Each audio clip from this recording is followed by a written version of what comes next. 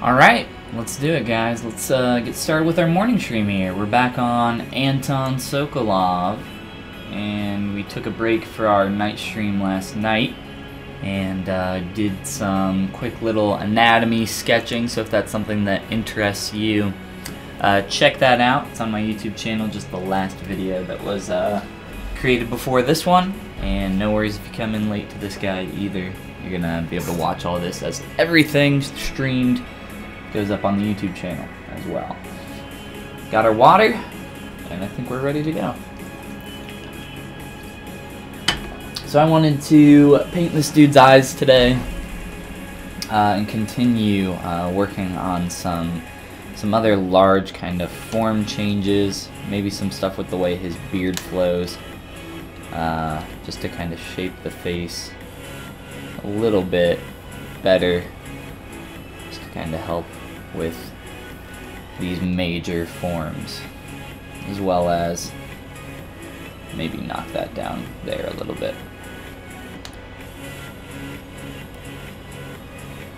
So just having some time to kind of take a break and be able to come back to this now with fresh eyes a little bit, and try to get it closer to our reference and closer to what we're kind of looking for here. But we still got a lot of work to do if we want to call this guy finished.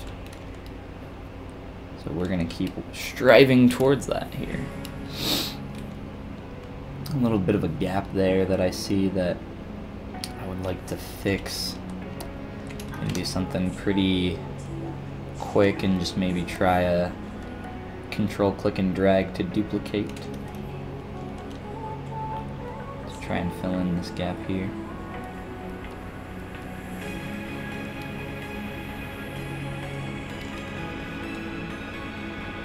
Looks like we got a couple more gaps in there that we might want to think about filling as well,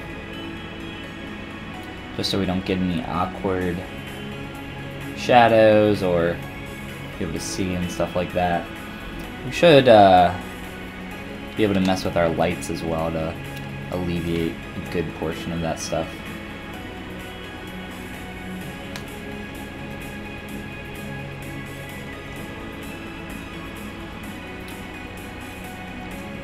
So let's look at our eyeballs as well. So currently I just have a little speck manually painted on there. Just did a quick side mask here. We grab our mask pen and just do something like that, and then fill in the color. So that's pretty much what we're going to do here in an attempt to paint these eyes. But before we do that, let's grab our mRGB skin shade, or I'm sorry, toy plastic, and just fill that all in so it's all white. And we will mask this off.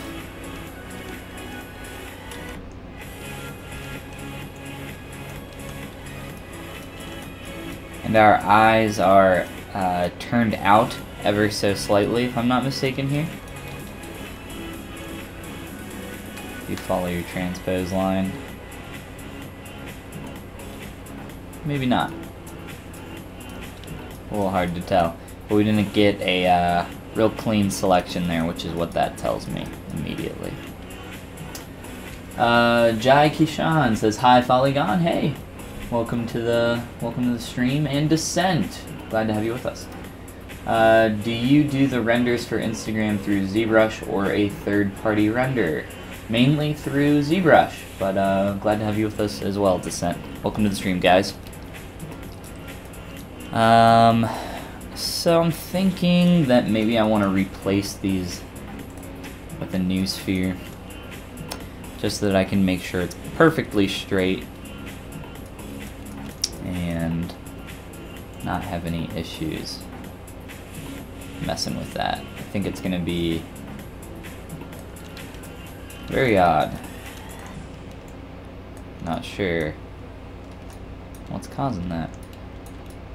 It must be, it doesn't look like it's tilted, but it has to be. It's the only way you can get a selection like that. I also have a Z tool up here, my eyeball Z tool. You can grab this. This is an eyeball that I created that when rendered with transparency, it might be, I might have to turn it on. Well, it looks like it is on. So essentially, you can turn off all the color there. This is pretty close to the shape of your lens, the lens of your eyeball there.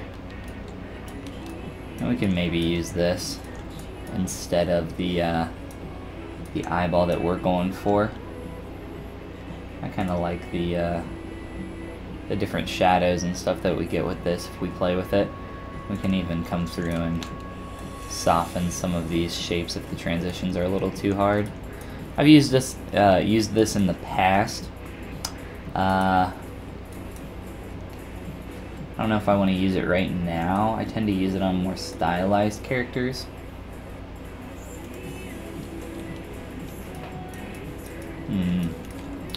Let's append a new sphere here, and we'll see what we can do with that first.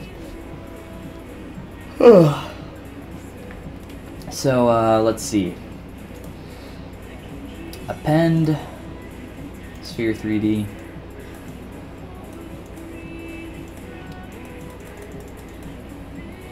And of course, change our song.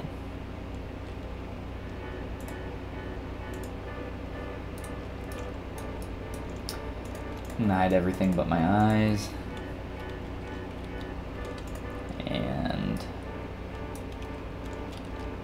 get this in position.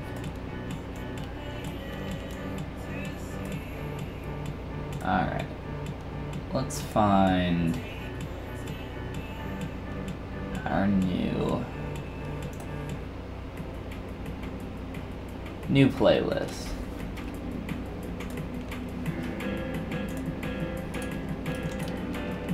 There we go.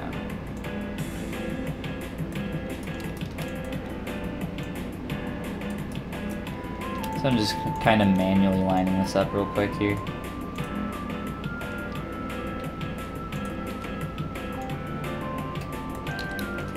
Now when I mask this off, see how it like masks it perfectly?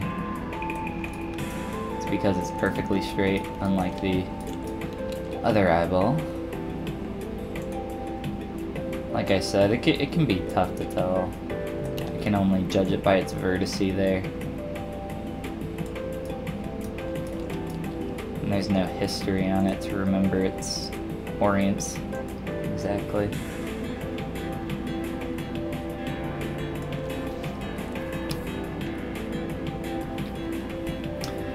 It doesn't have to be perfect, it just has to be good enough there.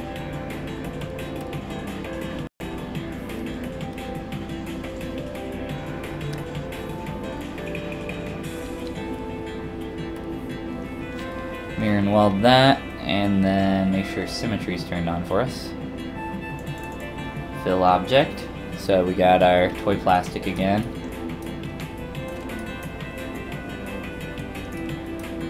And there we go, you can see we get a nice round pupil shape there.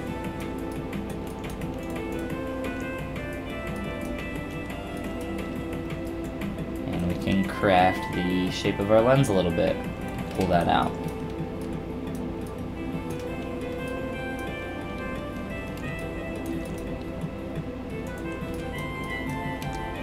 And then begin subdividing it.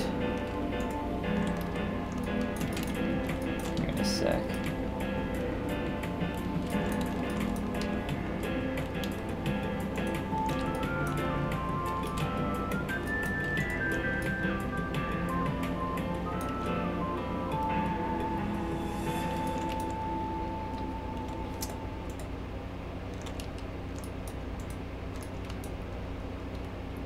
Trying to decrease the size of that. Just a little bit there. I think that's closer, so we'll stick with that.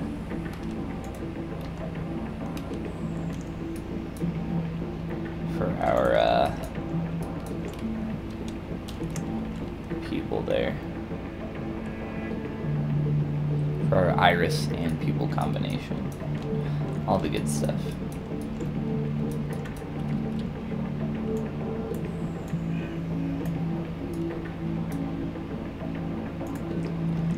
And I think we have dynamic on. I was wondering why it was looking so smooth.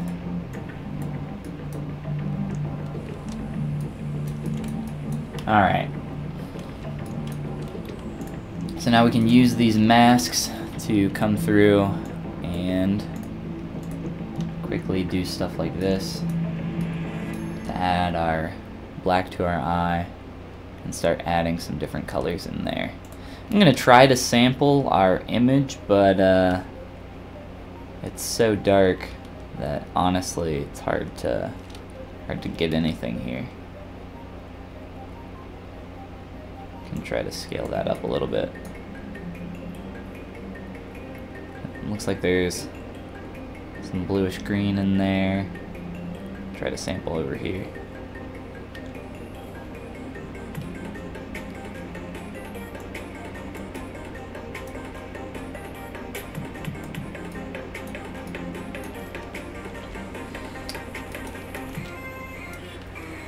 So now all we need is RGB on our standard brush. I don't like to typically do such a thick ring on here either, so let's undo that. Kind of feather our selection and start by filling that in. A little bit off black there, and then we can just select here. Now with this extra poly loop out here, poly group, you can select that, feather that quite a bit, and if we want to add some pure black to the outside, something like that, or a little bit of a gradient, try to soften that even more. I'm not really a fan of how that's looking right now. Try that again after softening it a little.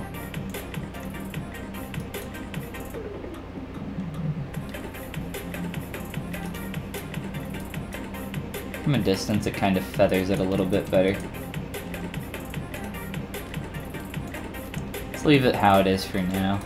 We'll come back to it. So yeah, when you're painting eyes, I recommend that you turn your RGB intensity down quite a bit. I think it's going to help a lot. And I have an eye painting tutorial, really quick eye painting tutorial on my YouTube channel, so if you guys want to check that out. But yeah, I'm going to try to get some variation in some of the colors here and see what we can do. I'm going to kind of darken the eyes towards the top quite a bit as well.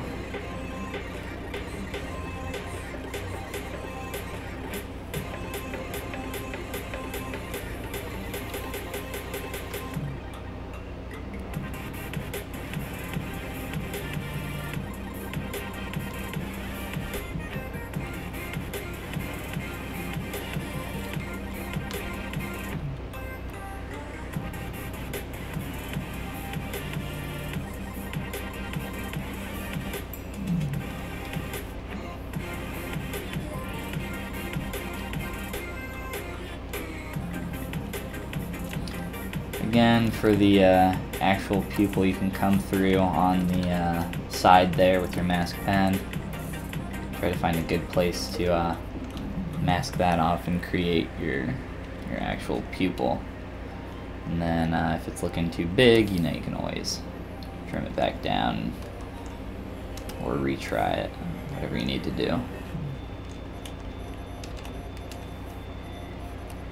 And we'll feather that as well.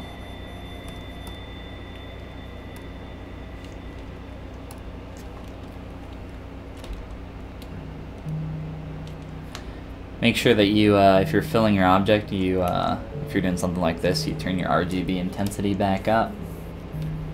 We're doing something like 10 there, or 100%. It was on about 10, and we're using that for the actual painting. And then coming back through. And, well, actually, before we start darkening that a little bit, let's grab some, a little bit lighter stuff here. And we'll just go for some simple variation here real quick. Rohit! How's it going, man? Welcome back. We can change our material too. That's kind of a little intense on the reflection as I zoom out there.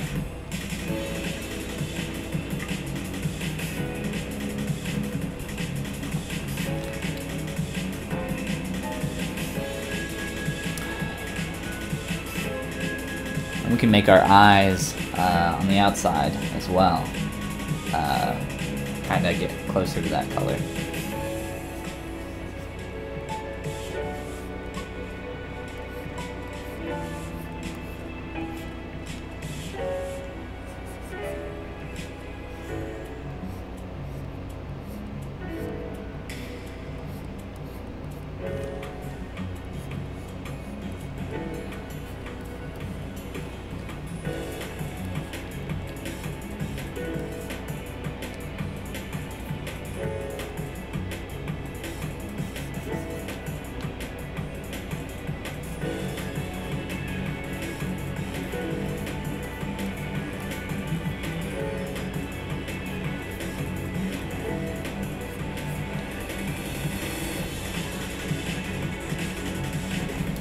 So from a distance, you can see we start to get that variation there, which is looking pretty good.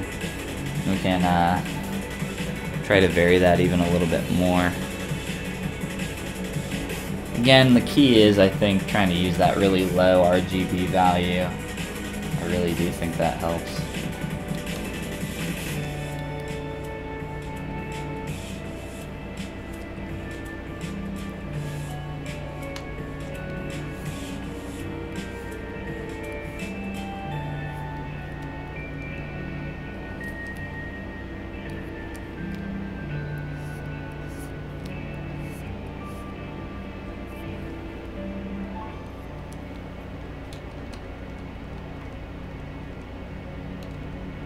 Trying to avoid it getting too noisy in here.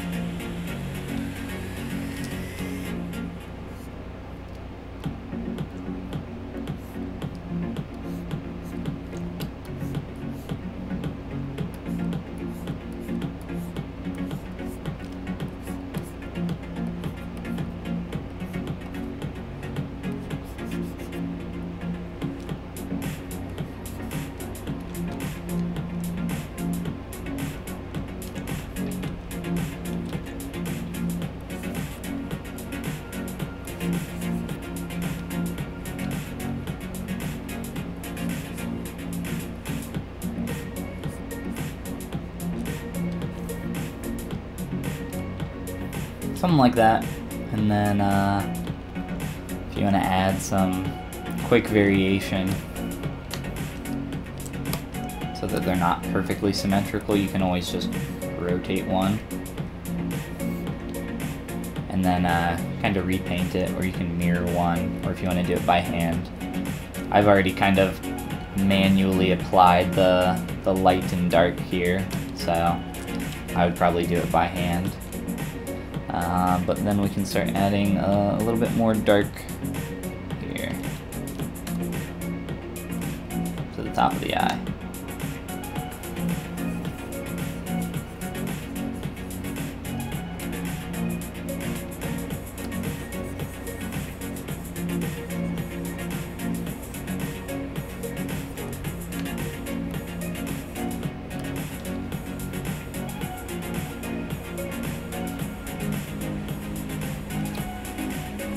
And then you can manually add that in as well by using your lasso mask.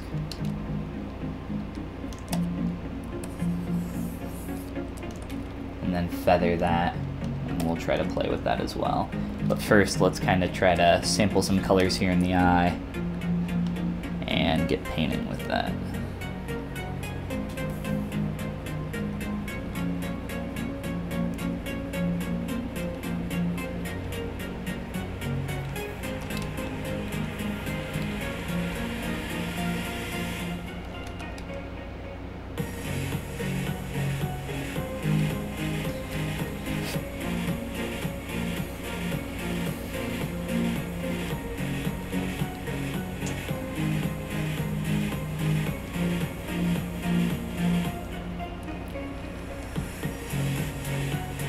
This is the best time, TYM.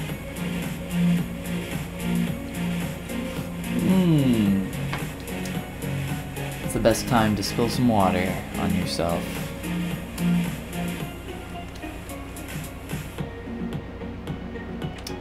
So we still have our group here that we can select. Or actually, well, let's start with this one.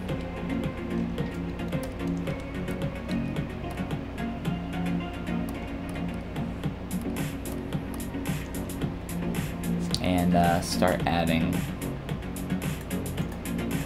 some of that color in there.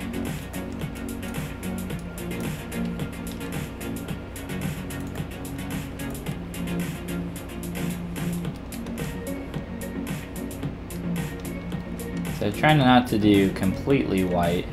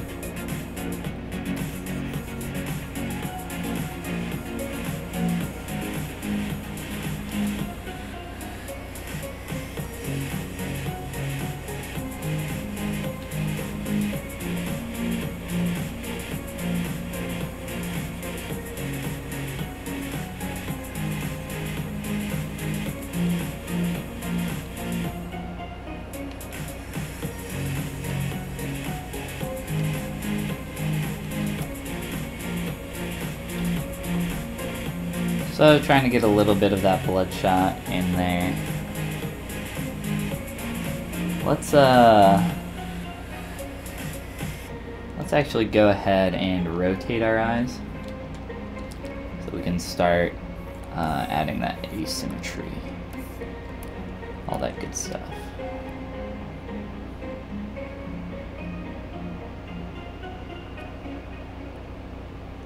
Then we can figure out where some of that needs to go a little bit better. So actually, let's step back. We'll just get rid of those marks that we made there, and we'll redo those. No worries.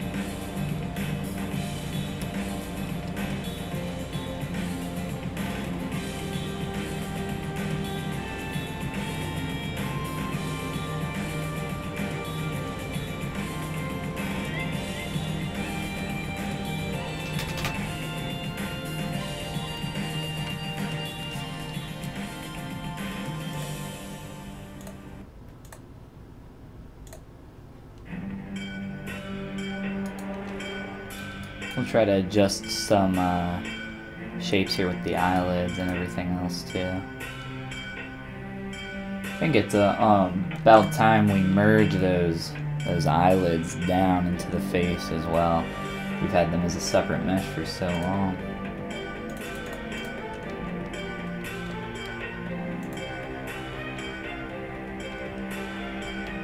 Got quite a few polygons going on here though.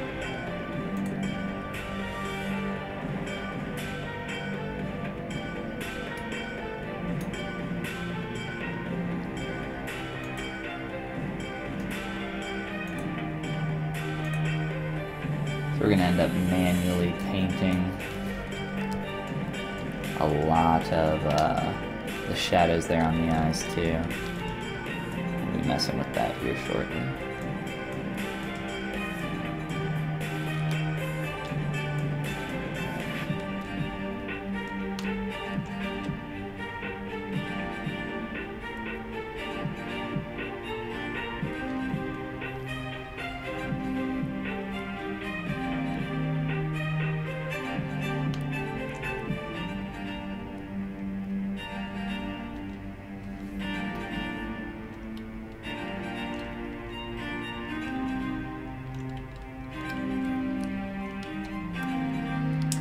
Possibly put some eyelashes on this guy too while we're at it.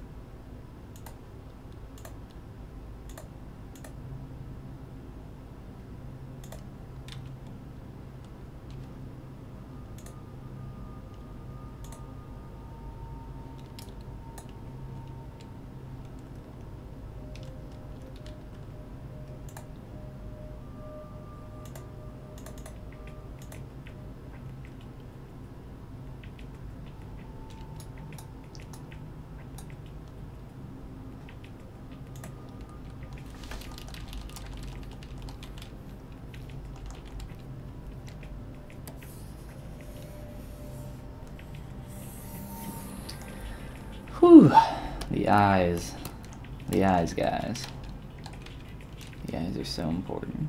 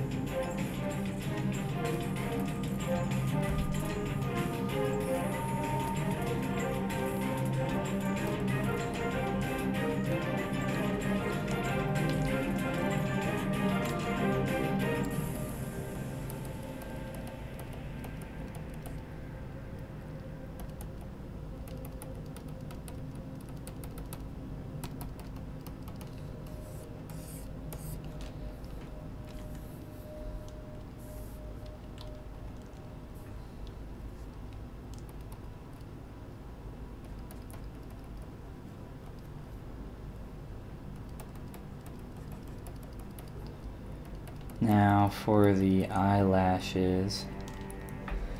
Based on the illustration, he doesn't even really have eyelashes, but we can play with something.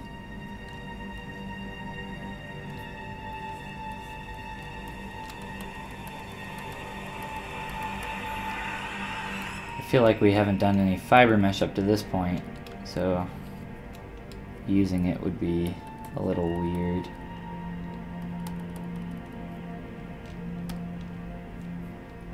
Wouldn't really make too much sense.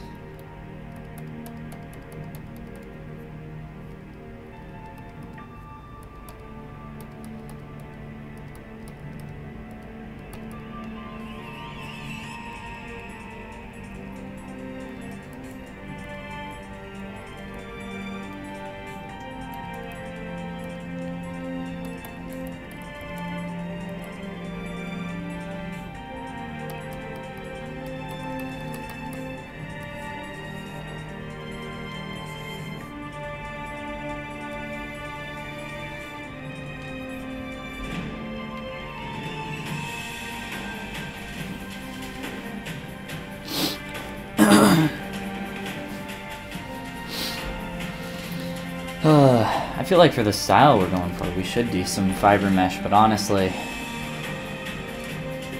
that would take a long time.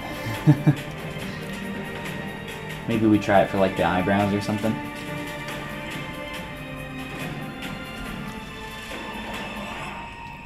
And see how that works out.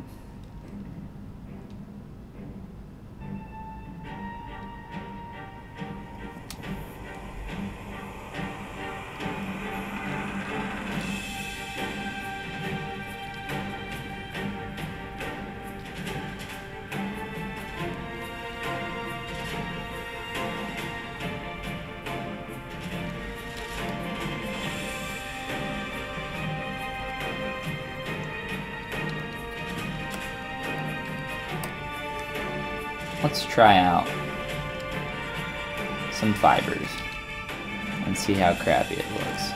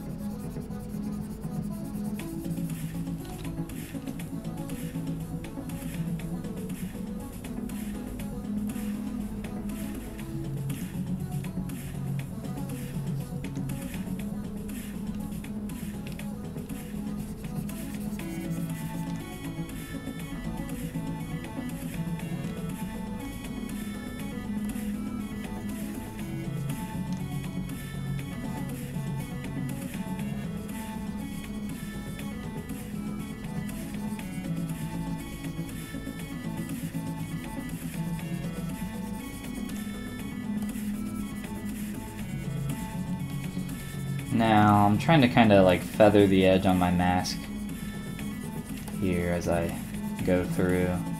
So this guy doesn't have super neat kept eyebrows. His eyebrows are not on fleek.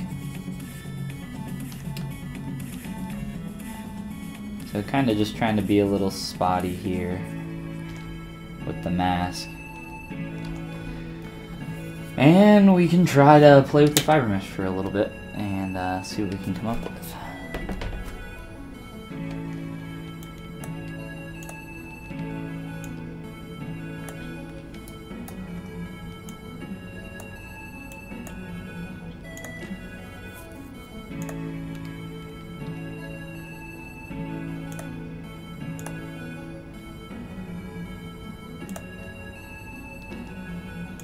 So turn on the preview modifiers, let's drop the length down quite a bit, and let's turn off all this stuff.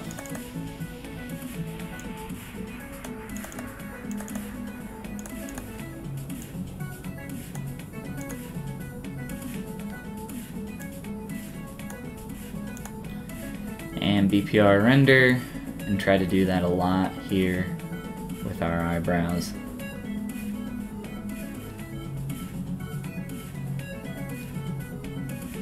Just so we can see what that looks like.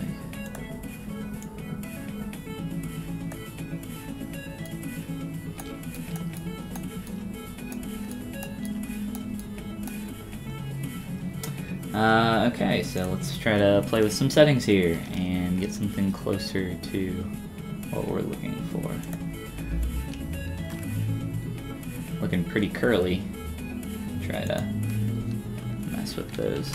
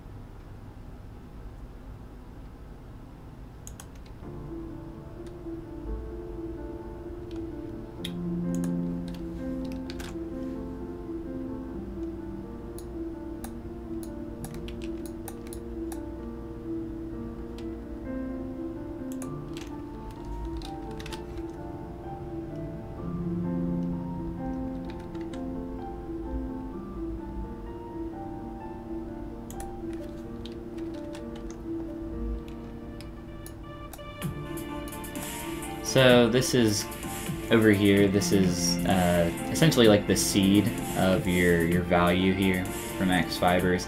It's essentially to add a little bit of a different pattern or variation. Same thing you can do with length. If you choose the length of your fibers, you can vary it by quite a little bit here. If you put it on 0, they're all going to be about the same length.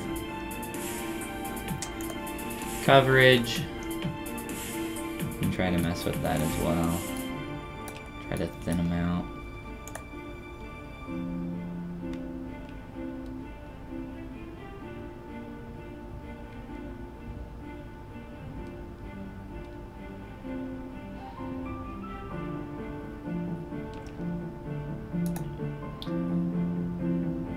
Let's try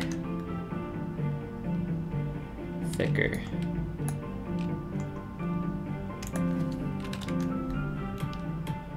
So just trying to make them a little bit thicker pieces of hair. We might have to lower some of our other settings though. Keep playing with this. I think why a lot of people struggle with fiber mesh is they don't spend enough time in these settings really kind of going back and forth. Try to play with it a lot. See what you can come up with. So I think we still, this looks like a pretty clean shape in terms of where it's going and everything, you might be able to mess with that a little bit more. Gotta get a few more segments.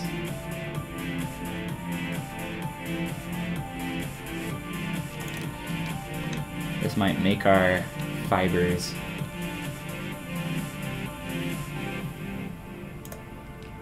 a little bit thicker.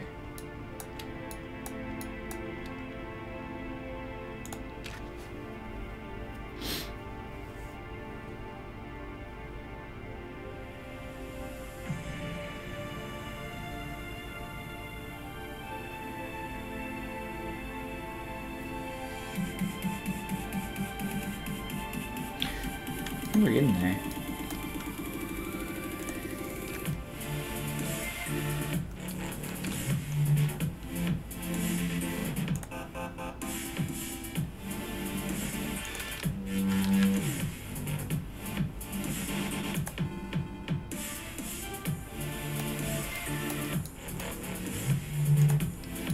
Turn off preview there for a second, and I'm going to try control clicking to attempt to feather our selection a little bit better.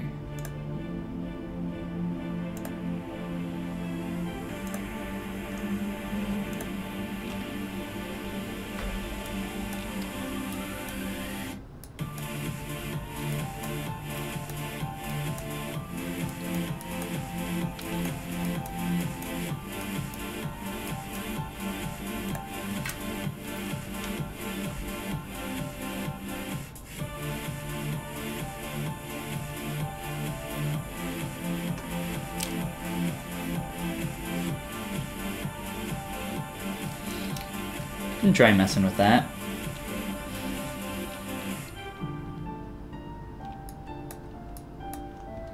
Let's try it.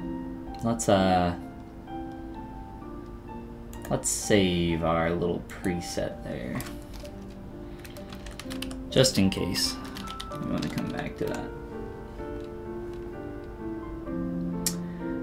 So we can go ahead and accept that.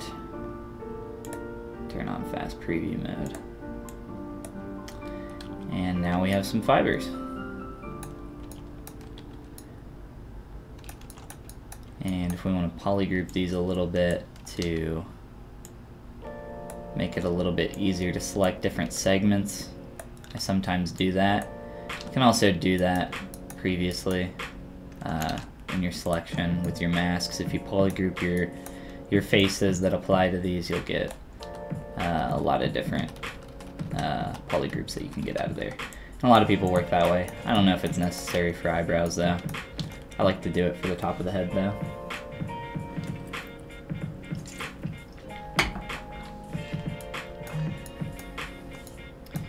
Alright, so let's try to mess with some of our green brushes.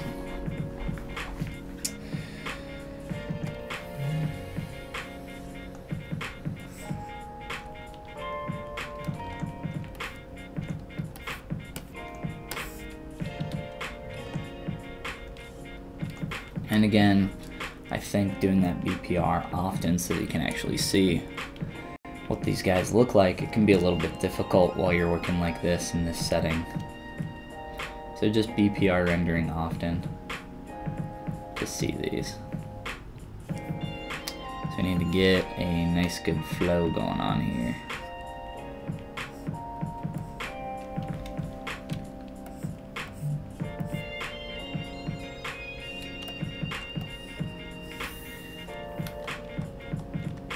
That is not the groom brush that I want.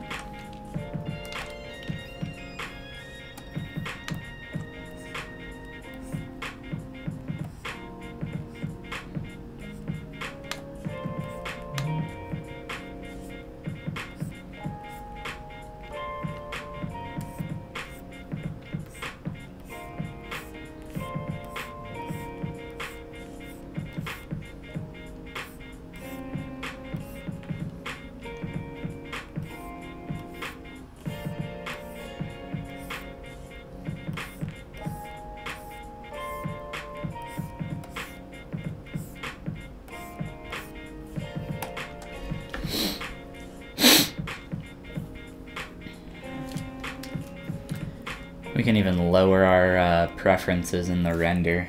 Another thing that will help us is hiding a lot of our geometry.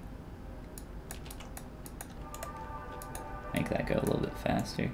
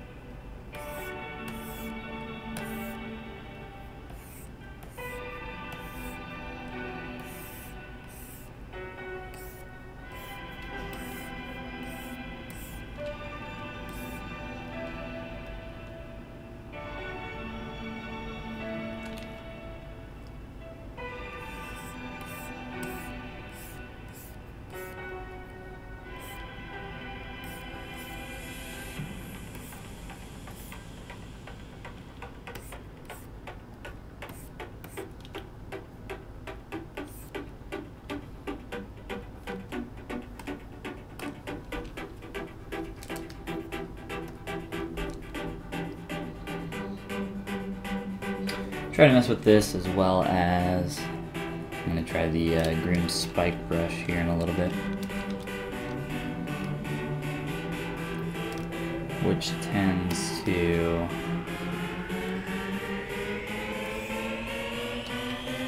work a little bit better for me.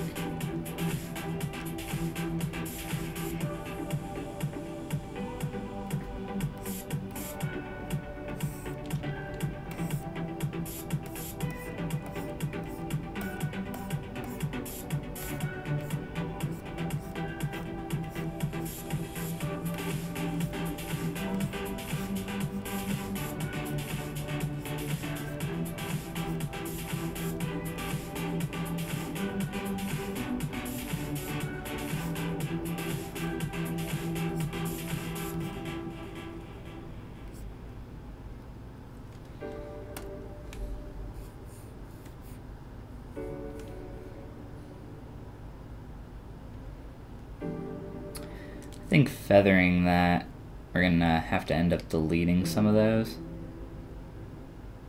When we feathered that selection, it might not done exactly what we wanted there. Which is okay, we can still come through. We can, I mean, you can use your smooth brush on these and thin them out. Lose a lot of the sculpting that you just did though.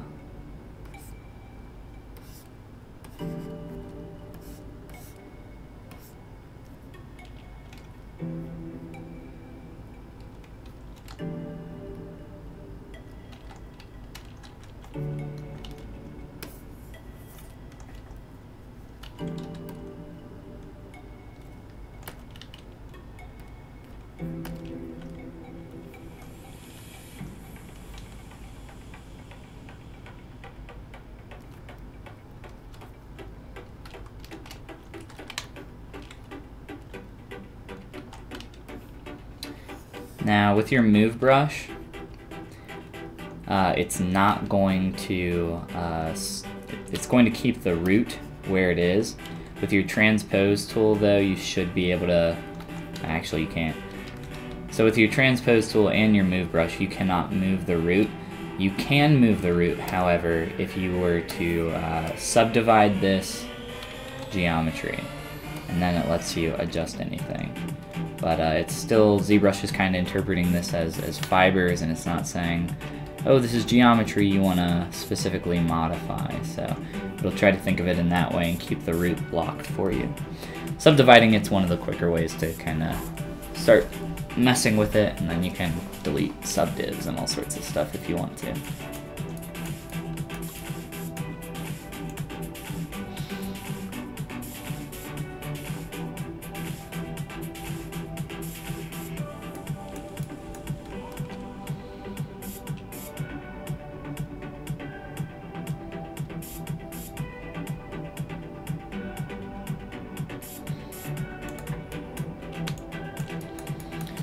Try to get in there a little bit more with our groom long brush.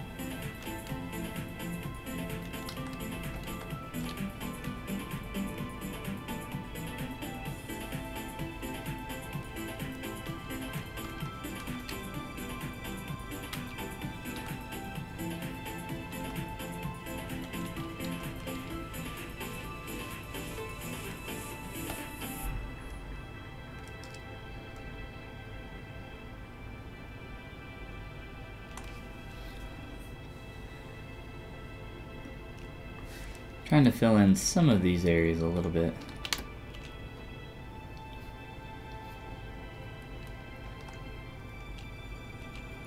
Now I believe, if I'm not mistaken, if you merge fibers together, it also unlocks that root point.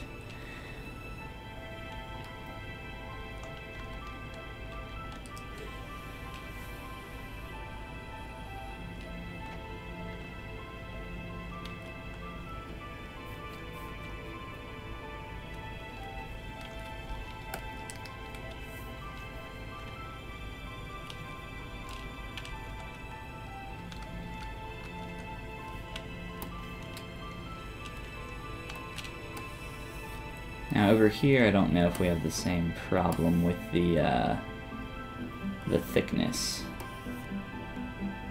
Looks like there's not quite as many gaps over here. So we might be mirroring and then adjusting from there, if it's that big of a problem on the other side.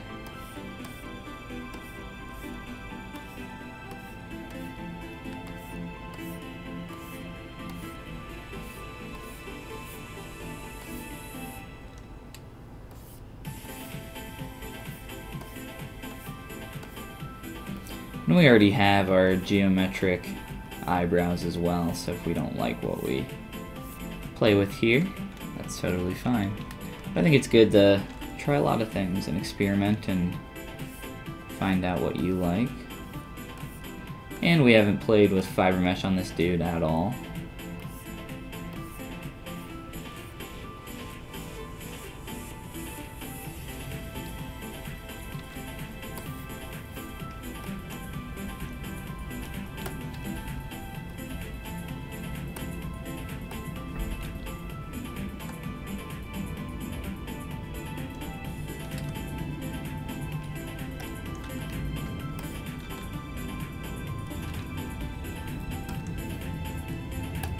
Start to kind of begin grooming on the other side. Just using that Groom Strong brush right now. I like the Groom Long, not the Lengthen, I think it's the Groom Long brush, as well as the Spike is pretty fun to play with, and the Strong brush.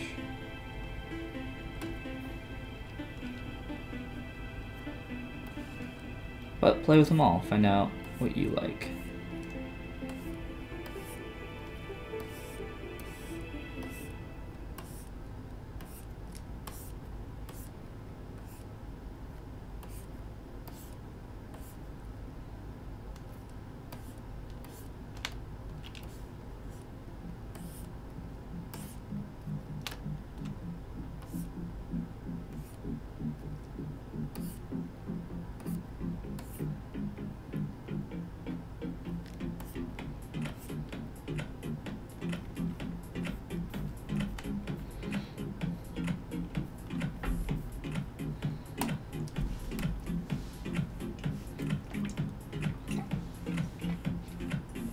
When did you start using ZBrush first? I think roughly 4 years ago.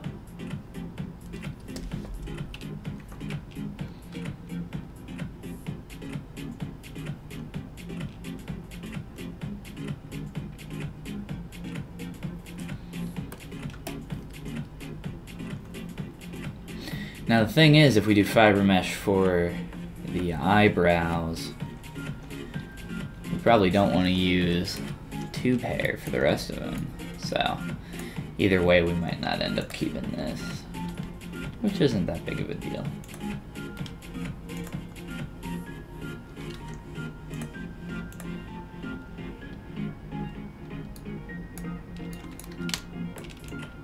So I merged those two together, and now you can see that the root is unlocked from that geometry.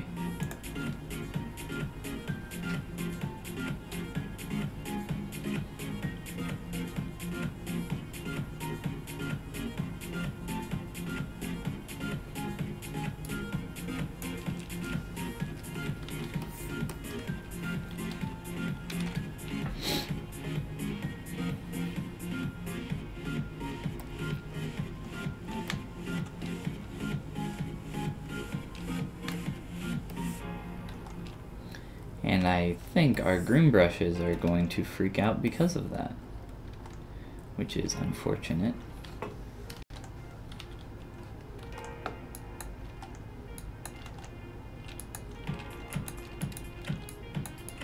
We could try to get that back.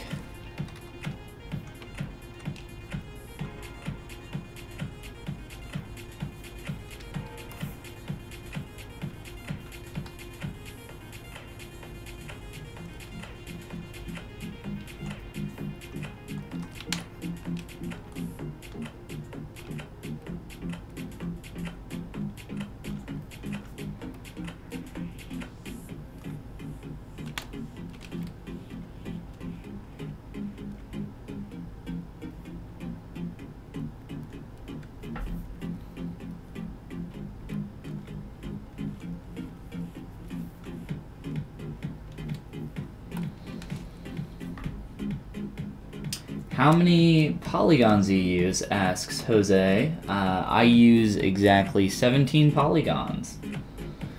4 years, that's what it takes to become good at it. Practice and practice, says Rohit. No, I don't think so at all. I don't think 4 years is the amount of time it takes to get good at it, get good at ZBrush. Don't equate my time to your time, and don't equate the amount of time I practice to the amount of time anybody else does. Everybody's different, and I don't think I'm knowledgeable in the software, but in terms of sculpting, I'm not great by any means, by any sense of the word. So that's why. We talk about this on Art Anonymous, the podcast that my friend, the traditional sculptor Daryl, and I do.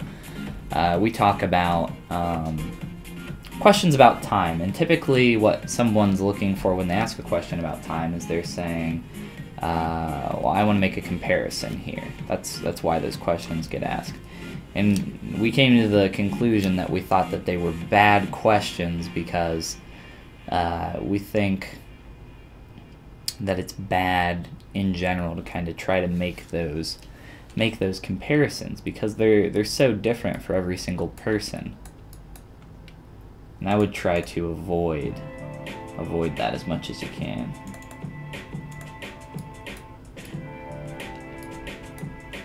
I think we still have our extra eyeballs in here. We do.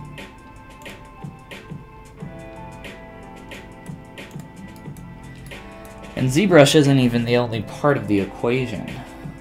It's training your ability to see and building up a level of what I would equate to almost wisdom, to knowing what is actually good, what can be considered objectively good or objectively bad, and how you can correct a lot of those things.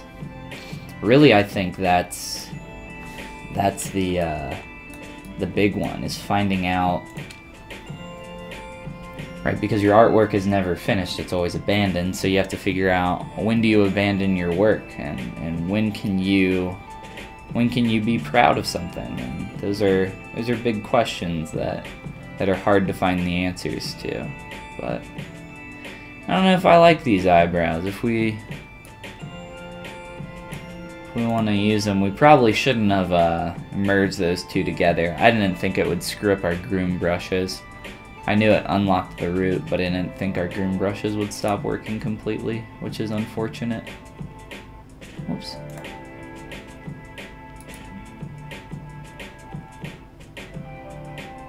Why is that undoing the render right away?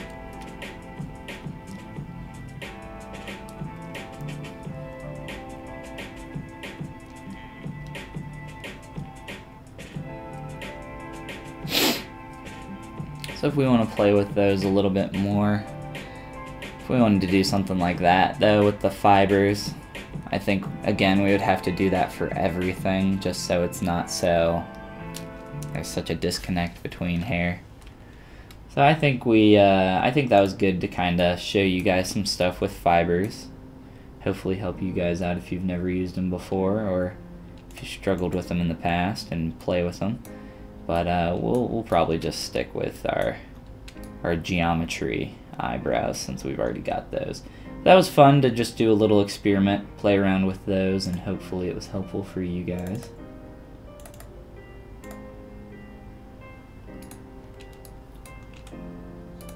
And also going back to the 4 years thing, I mean, I had a full-time job working as a digital sculptor in ZBrush, working on toys and all sorts of stuff after 2 years of using ZBrush, just at the 2-year mark. I actually had a goal of getting a full-time job doing that after 2 years since the day I started using ZBrush. And I was not an artist before that. I was not affiliated with art whatsoever. I had done some little simulations and some little animations in Maya, just like little things like fire or clouds, or I can show you guys some of those old videos. I don't even care. They're funny. They're terrible. But it's good to like recognize where you come from. But I had that goal of you know, getting that full-time job after 2 years, and I achieved that. But I only was able to achieve that because I literally just sculpted all the time. And after that, some things have kind of slowed down a little bit. But I've been trying to, you know, with our double stream session here and everything, morning and evening streams, trying to somewhat get back into that rhythm of the grind, the ZBrush grind, and see what we can do and try to improve here.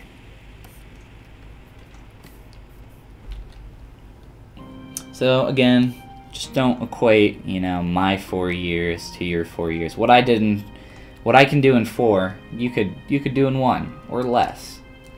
It's just a matter of how much you already know, how artistically capable you are currently, how quick you learn, how much you practice, and only a billion other factors that play into that.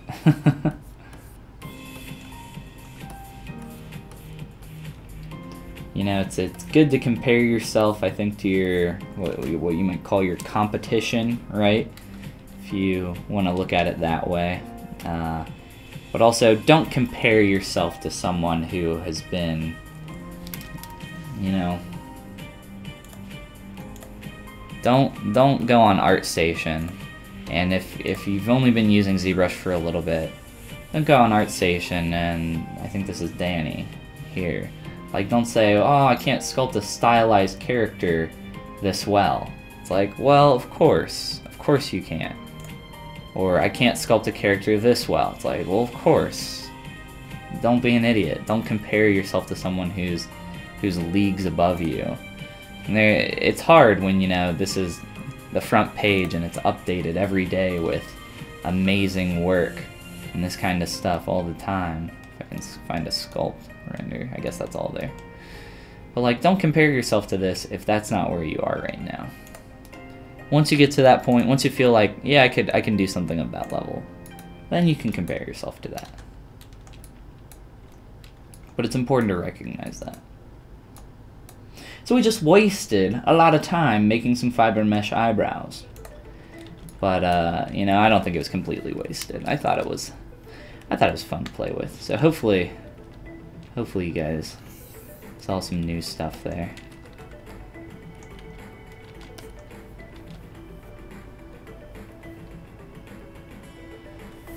Got some stringy brows. I've been thinking, so we did a little stuff with the eyes, you know, a little bit of painting in there.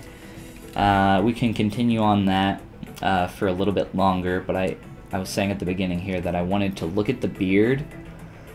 Actually, look at the hair, excuse me, and try to figure out some larger, just kind of form changes here. Try to play with the silhouette a little bit more and the framing of the face. All that jazz. All that good jazz. But let's get back to our eyes here. We were going to paint that red color on the eyes. Try to get that bloodshot look, if you guys remember. So let's scale this puppy up and try to sample some better colors.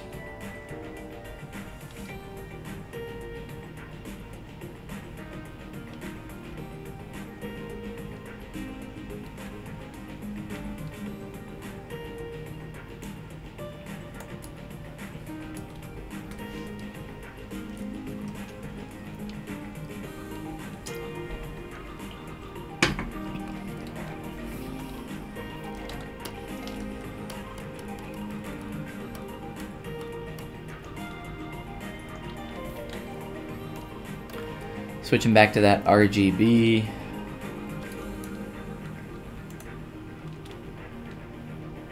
A little bit. I actually think I want to try to get a little bit of a coolness to the eyes first, and then kind of contrast that with our red here, and try to work in some of those other colors.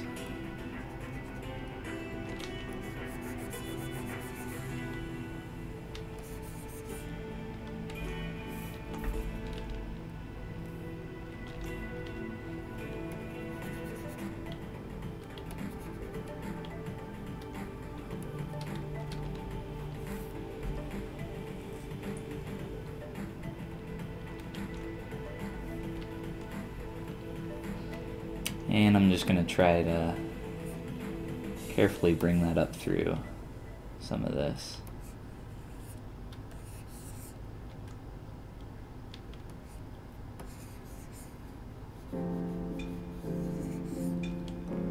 So again, the key to this is that low RGB value.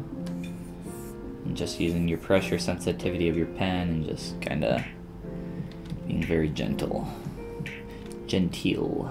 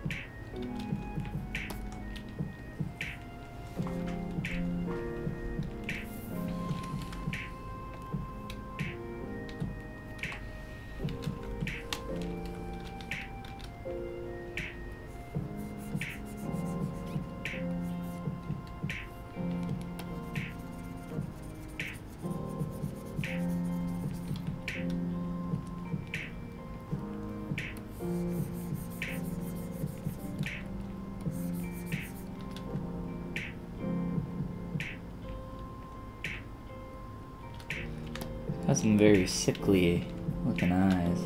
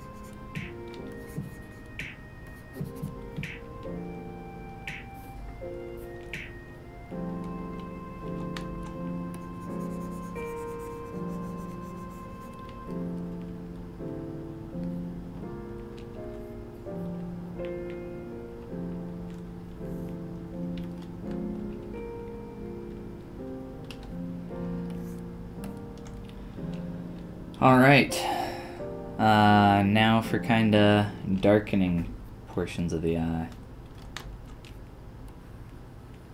Coming through with that black color, low RGB. And sometimes what I like to do is take my mask lasso and trace the shape of the eye a little bit like that.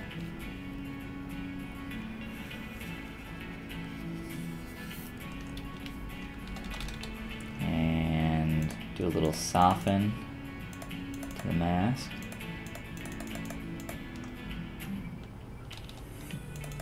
Something like that. And you can even do a fill object if you want. Kind of fill that in a couple times like that. Start to get that shadow in there. Really darken it if you want. What I find though is you get some weird gradients sometimes, so you might have to repaint some of that. That's a decently easy way to get some of that through there. Typically what causes these gradients is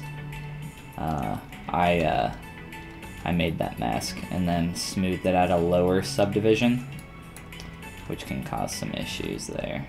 So let's step back.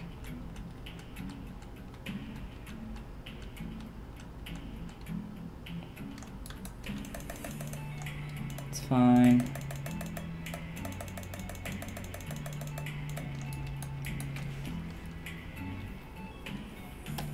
I'm just going to do this by hand.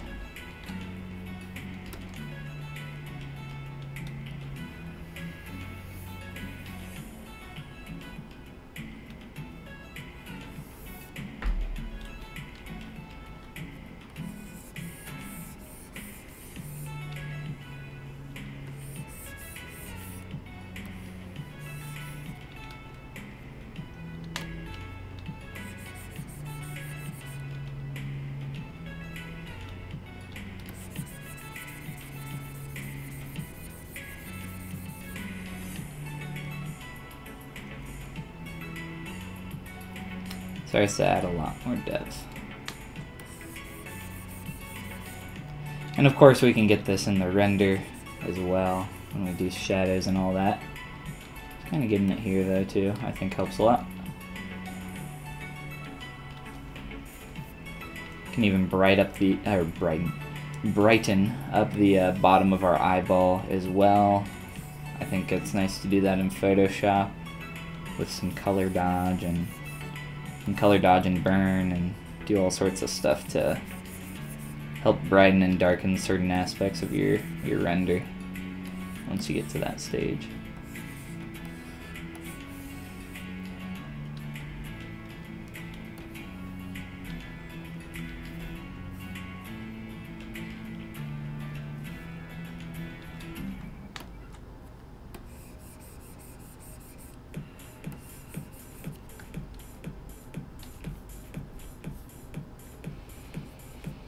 So really helping to add that depth there with those shadows. I think it helps quite a bit.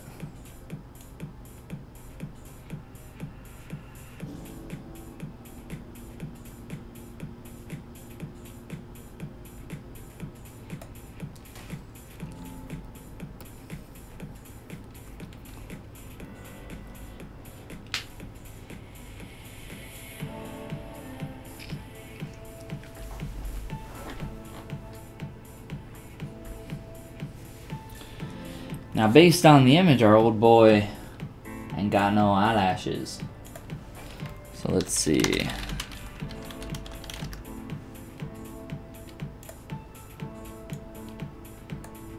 What do we want to do for our lasheroos?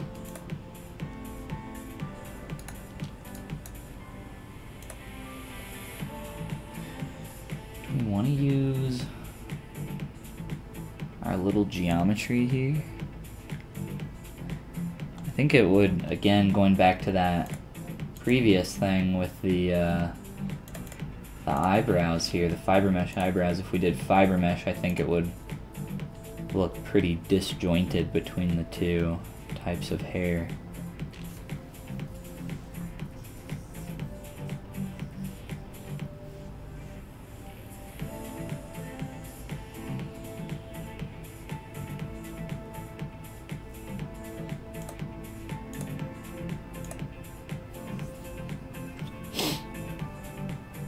Let's try to do some geometry, I guess. Let's Some really small, thin geometry. I actually have a brush.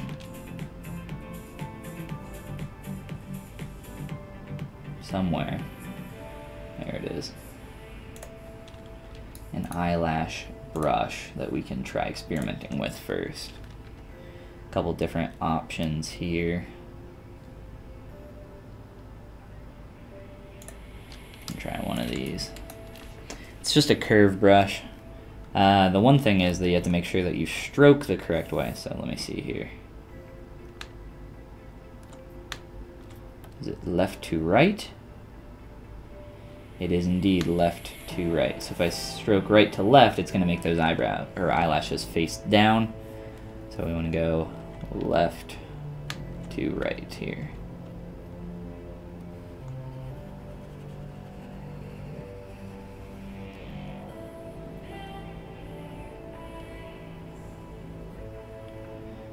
And now I remember why I don't use this too often. The steps are a little bit weird on it, and you have to make it pretty big.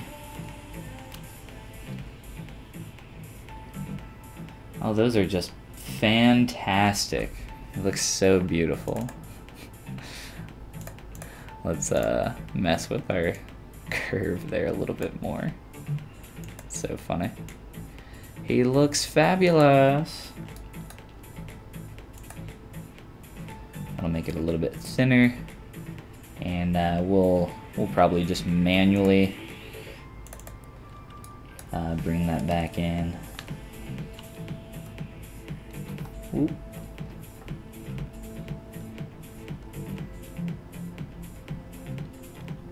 Uh-oh. There we go.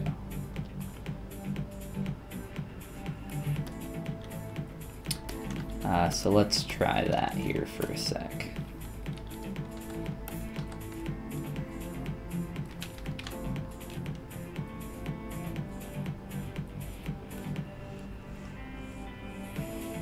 With some nice quick eyelashes there.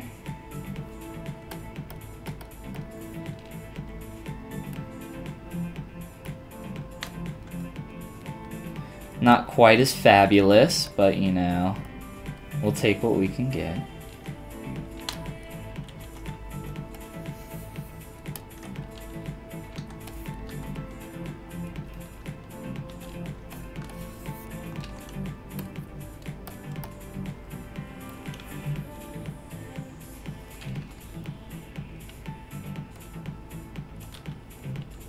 Let's just delete that one.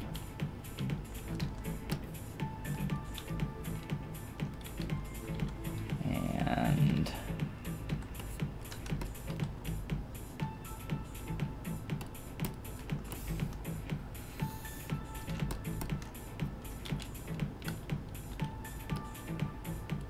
try to adjust some of these.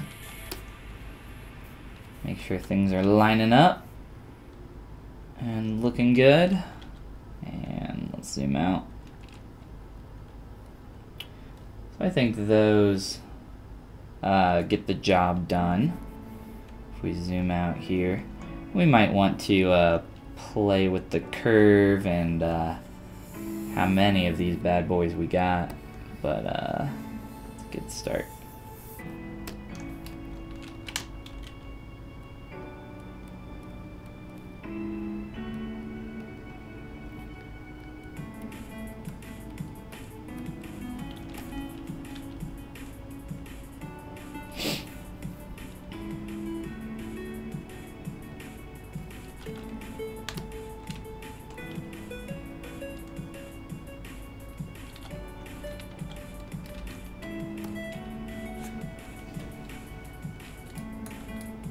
Doing auto groups and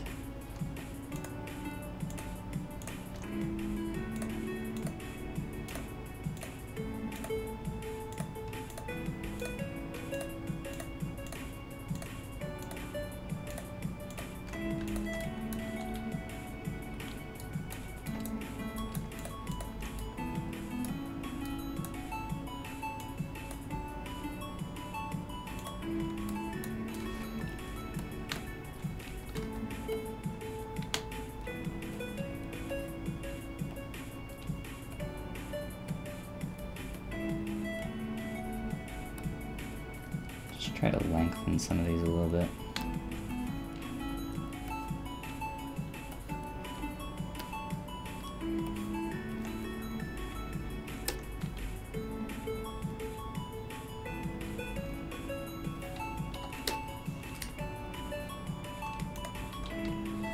Something like that.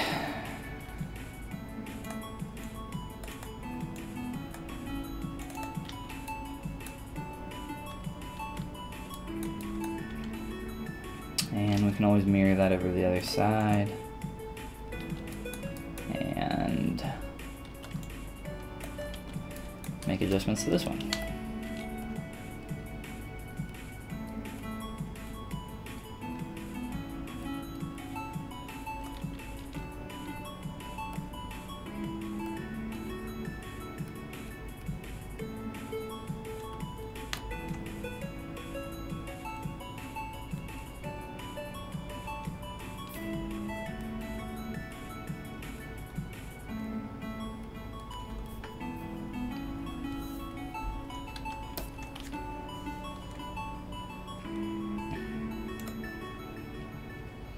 And then we can do some bottom ones as well.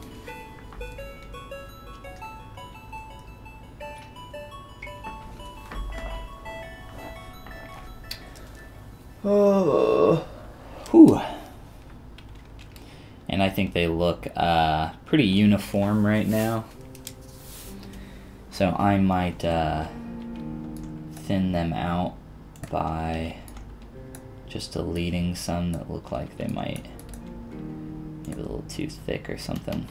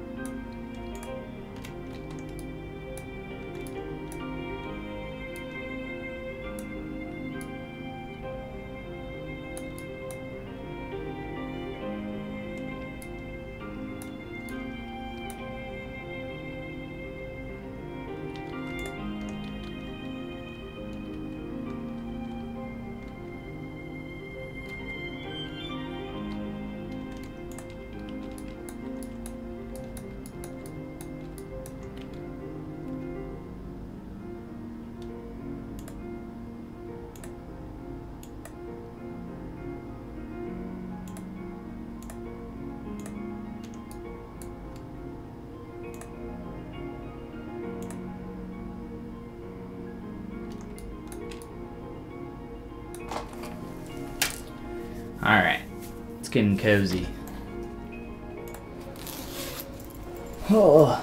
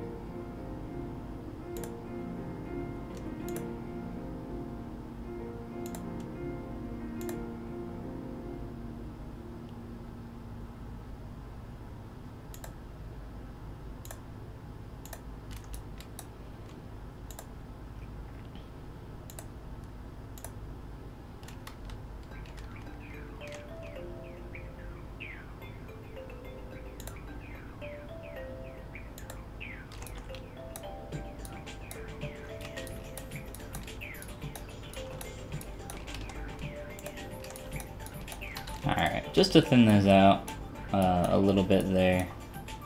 A little too thick for my liking. And they're a little too dark for my liking as well. So let's try to work some of that color in. That fleshy color. And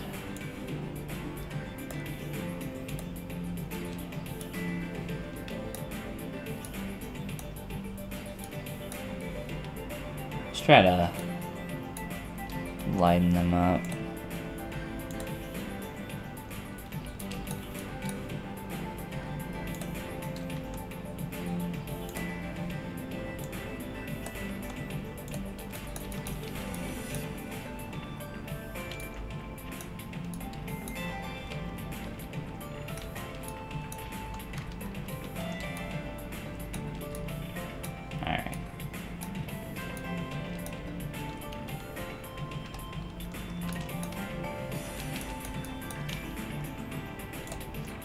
And let's try to do the lower lashes. Now, I could redo those, or I might be able to get lucky and flip these around. I could try doing a mirror and weld across the y-axis here. So we need to make sure that we are on the positive axis.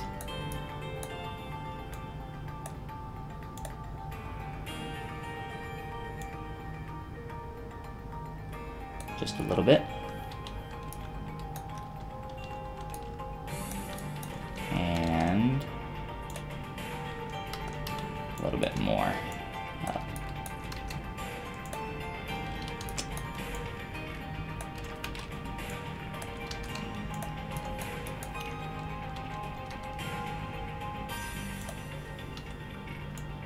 So I just needed to make sure that that was high enough that it could do a quick little mirror and weld. And I could have used mirror as well, but then it would have pushed it up, and just to know where we are. So I used this little position modifier in here to make sure I was in the positive Y position there. So I'm not sure if this will work or not, but it's worth trying. So we don't have to create as much work for ourselves. But let's duplicate. And then step back. So we deleted stuff, unfortunately.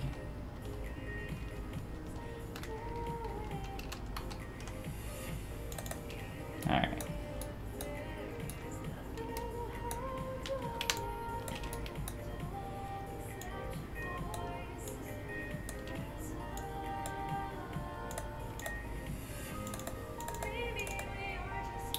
And I'm going to turn off everything except for our fabulous eyes.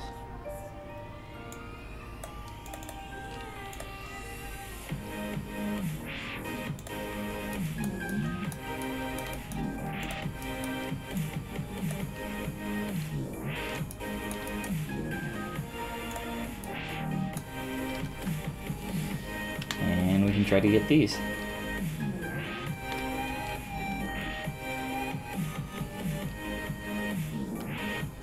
I'm just using that big old move brush as I do.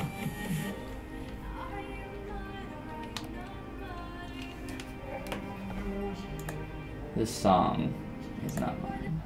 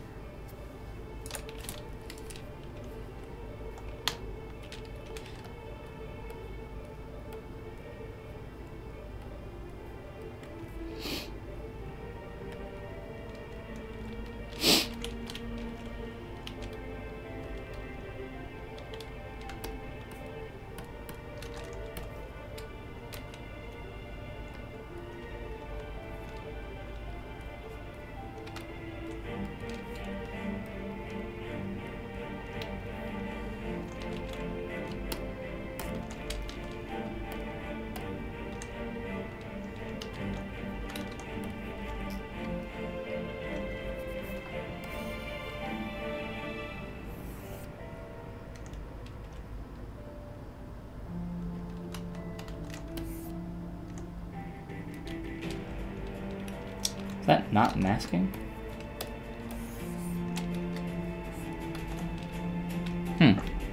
It's odd.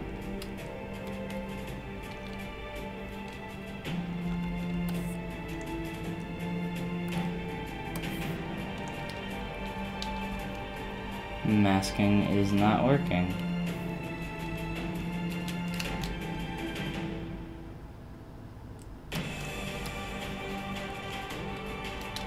Mask pen is working. Mask lasso. Lasso. I don't know. We'll restart ZBrush here in a sec.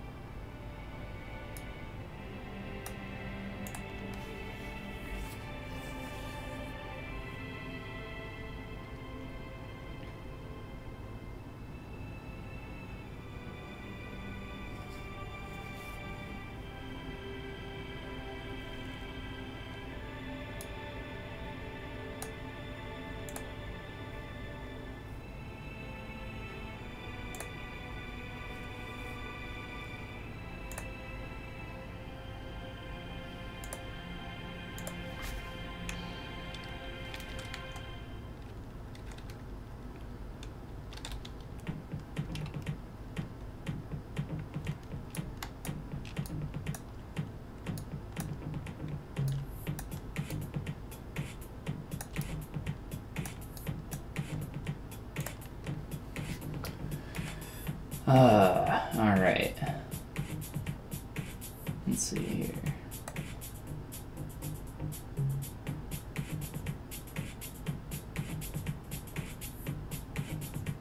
Just doing a quick render. Let that see. Just kind of get an idea of what those eyelashes look like from a distance, and we might want to darken them a little bit. You can play with those. If you didn't see what I did there, I went into the render palette here, lowered the strength of my shadows and increased the angle, which gives you a little bit softer shadows, and increased my ray count so that my shadows didn't look like garbage. If you make your rays really low, your shadows aren't going to look very good. Actually, we'll turn off AO too.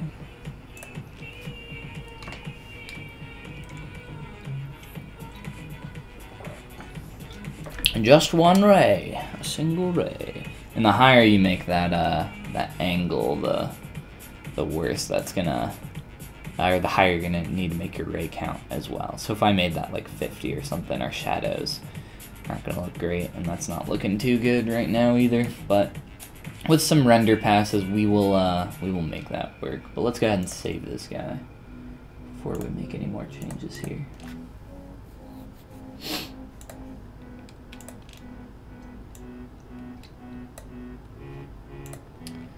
Alright. So we've got some quick eyelashes in there. We painted our eyes.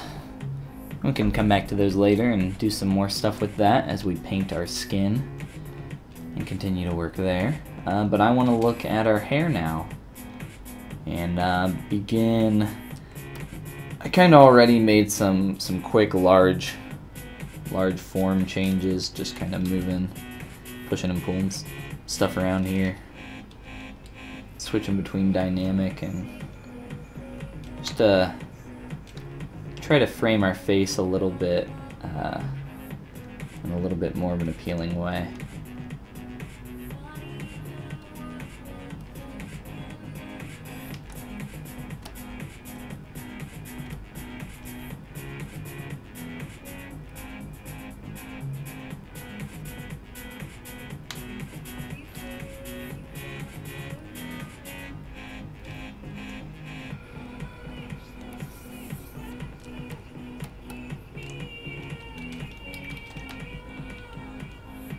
Yeah, that mask lasso just doesn't want to work.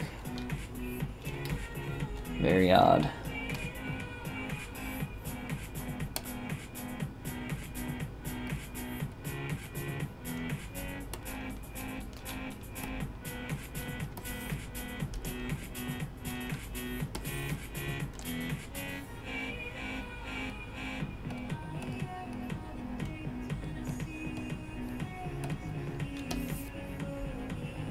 I can see something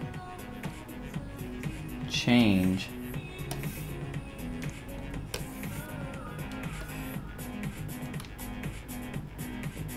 It's like my mask is very faint.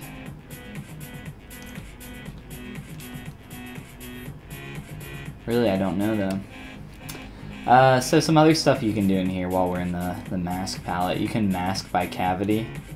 I don't know if it's going to work right now, though, because of our mask lasso not showing, but you can see there that just doing a quick mask by cavity,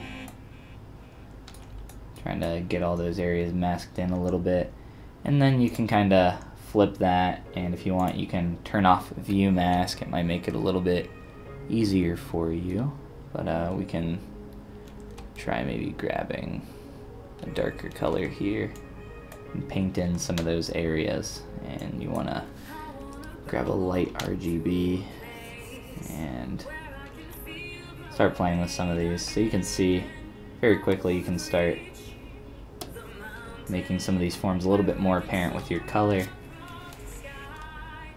Undo that. Oop, step back a little too far.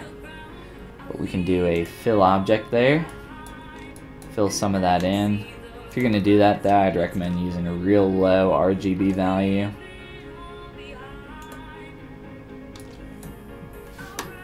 Something like that. And then maybe even lower, even lighter. You don't get such a uniform application. You can see there, get some pretty good stuff, pretty good information.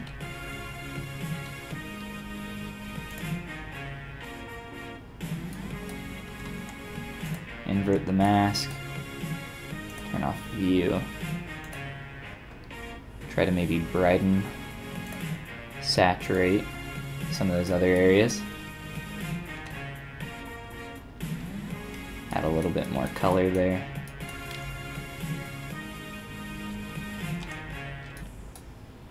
Turn view mask back on. You can try to blur your mask by control clicking once. Have a little bit, not quite as sharp transition as you can see here. Some of these are pretty sharp, but I think they're so small that really you're okay to kind of mess with some of those. But as you can see here on the lips, some of that gets a little strong, so we can step back here.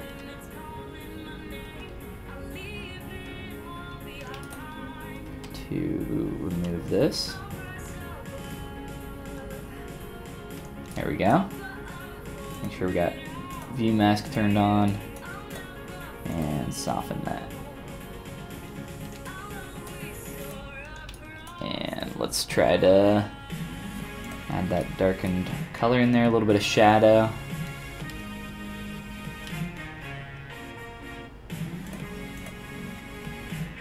And let's do a little bit of blue for these shadows here. Actually, let's do it, at least for now, just to see what we get.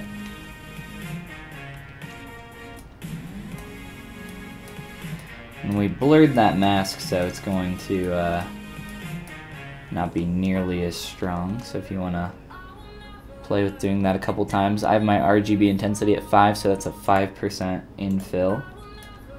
So clicking that a few times there, you can see how strong that starts to get. You can see that down on the neck down there too. So view mask.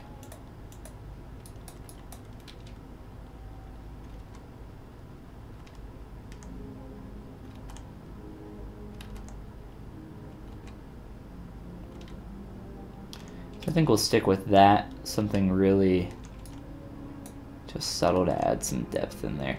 But again, that's just a really great way using that mask by cavity feature down here. There's a few other, you can even mask by the actual color applied to your mesh, your hue, and all that stuff. So there's some really cool things that you can do with all those masking features. But I'm gonna restart ZBrush here real quick because my masks are being a little funky, and I don't want funky masks. You can like vaguely see it. Very odd. And it seems like, oh, you know what? Oh my gosh. Okay, here we go. Turn that mask intensity up. There we go. So that my RGB intensity was turned down on my mask lasso, so it's a little bit weaker of a mask application. I forgot that you could do that. I just remembered. But yeah, you can do that with your mask pen as well. Turn down that RGB value and paint a little bit of a lighter mask if you're having some trouble with the application there. So let me save that.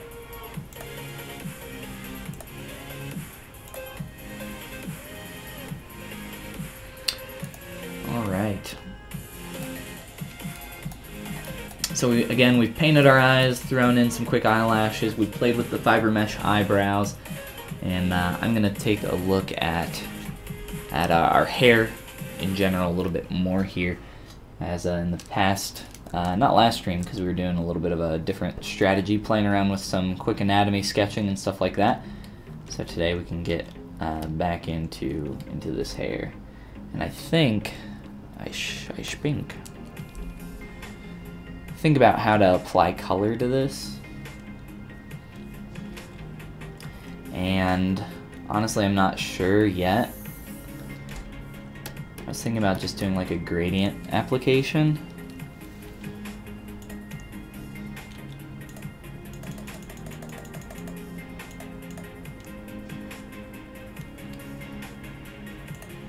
Obviously not that strong.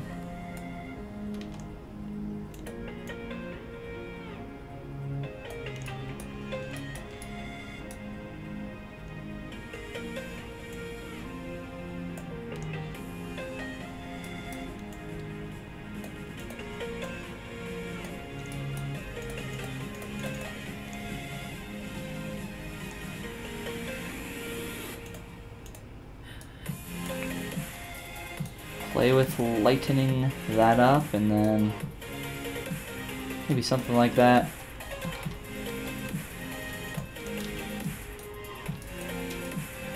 Might have to kind of get in and play with individual little hair groups and stuff, but that might be the way we do that.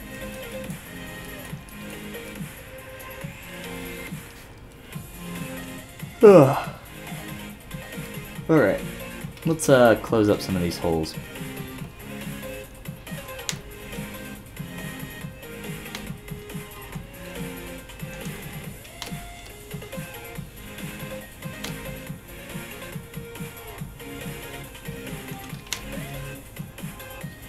It is just like a layer of hair, but we want to, keep that illusion alive that there's multiple layers underneath, and we don't want to actually create those because we want to save on that poly count.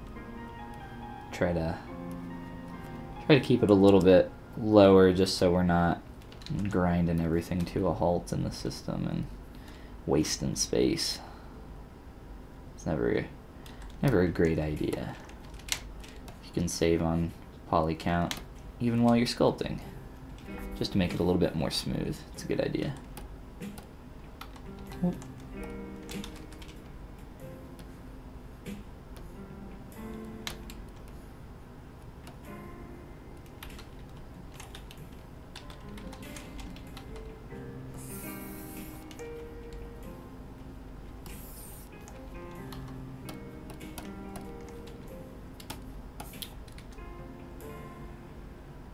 Brendan, no, I did not get a new Cintiq. I've had this for a while. I did get a new Cintiq a long time ago. Over a year ago, I think.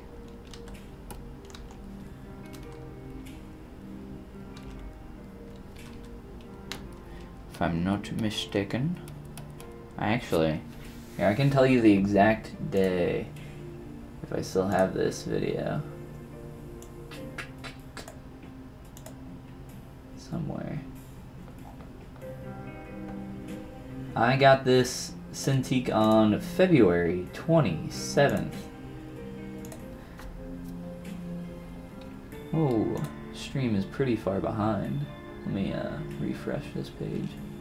See if we can catch back up. There we go.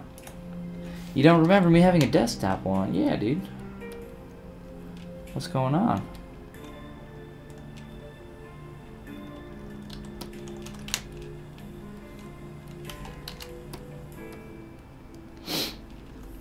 If you're just popping in and haven't seen, Dishonored 2, Anton Sokolov. We've been working on him for a while. We painted our eyes, played with some fiber mesh earlier and a couple other things, but now we're looking back to our beard and filling in gaps, trying to get rid of some of these holes and fill in large gaps, and also trying to just split things off so they're not like this here. You can see it's a pretty large clump of hair. We want to break that up. And try to avoid collisions as much as we can. Try to tweak some of this here.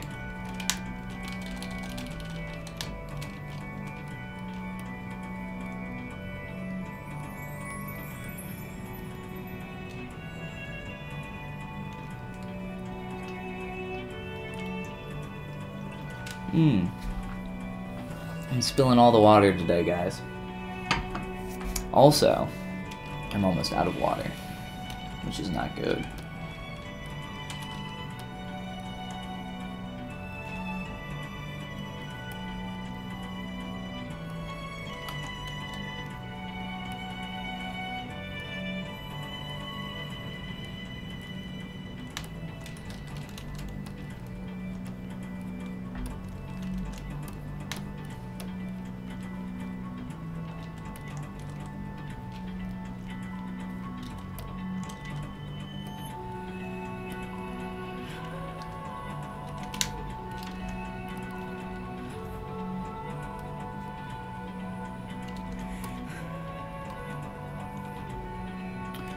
Try not to worry about the stuff down there too much, as a lot of it's not even seen.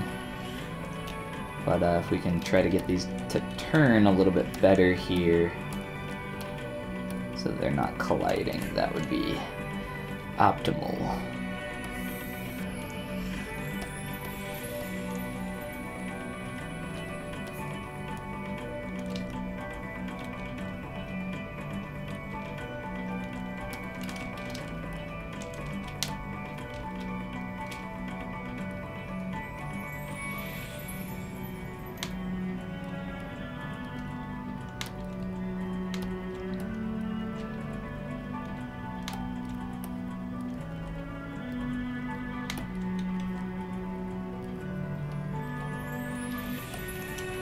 So I've kind of tweaked my beard shape quite a lot here, and it starts showing more gaps when I did that, so we'll just have to clean those up and make adjustments where necessary.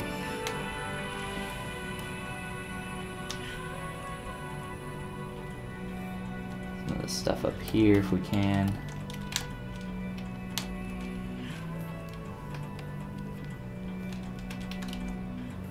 Let's actually just use my clay material. It's not quite as hard on the eyes.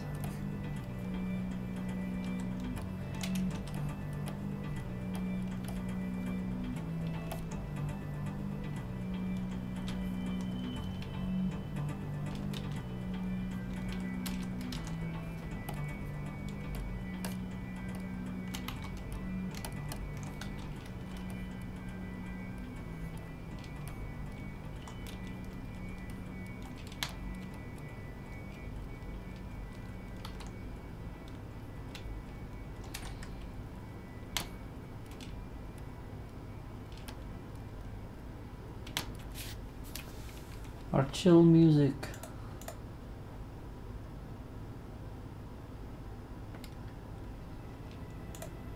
Radial Lock.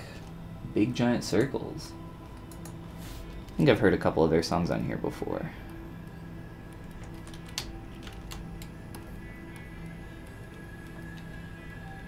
Why are band names always so weird?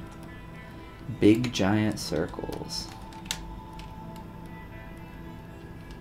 Imagine Dragons. Like, they're just, I don't know. I guess what would be better, but still, they're always so strange, so out there.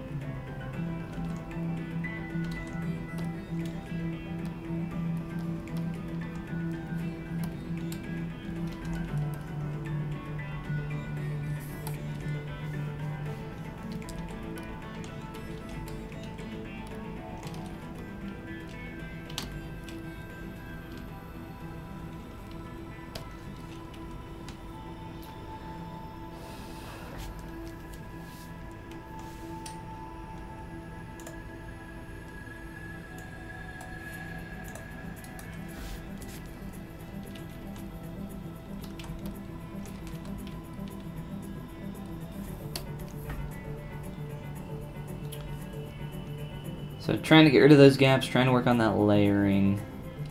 We'll have to add in probably a couple more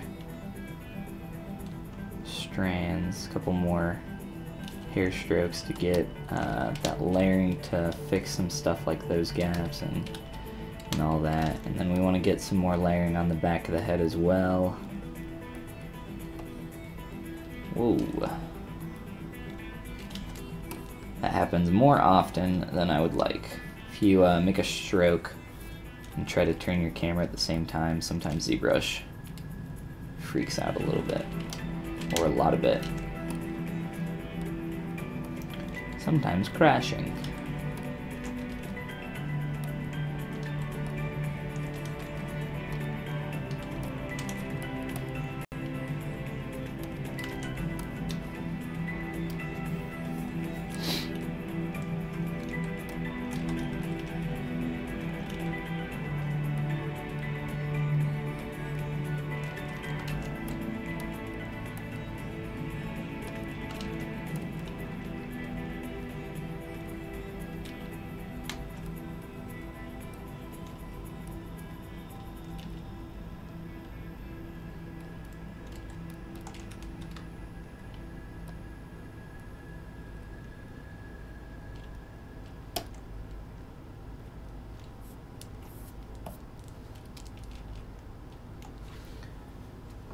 Robert, welcome back, dude.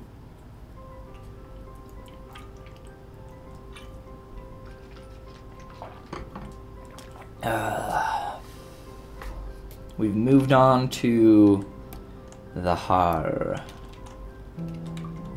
piece.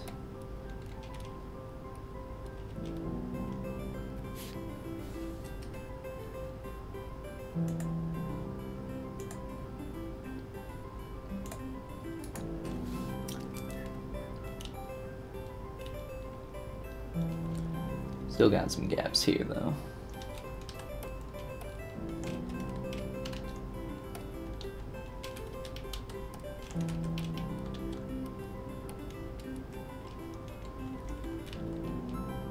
So some of that combining down there I'm not too worried about, just because of it being hidden by the collar.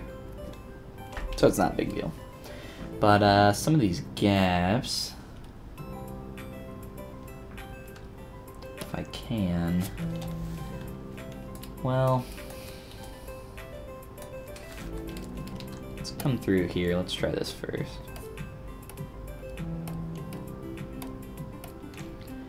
Before we go duplicating anything.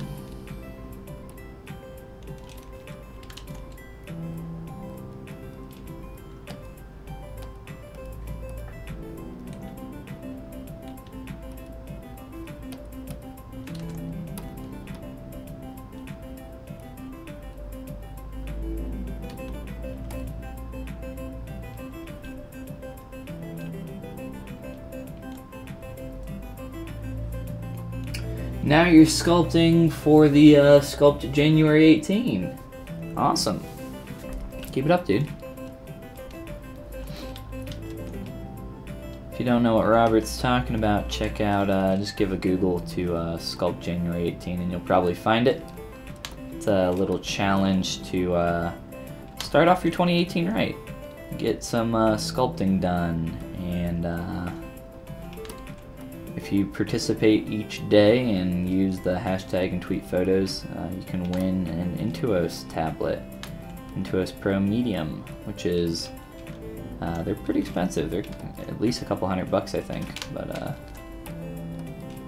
yes, you should participate. 2018, guys, it's gonna be the year that you start sculpting more.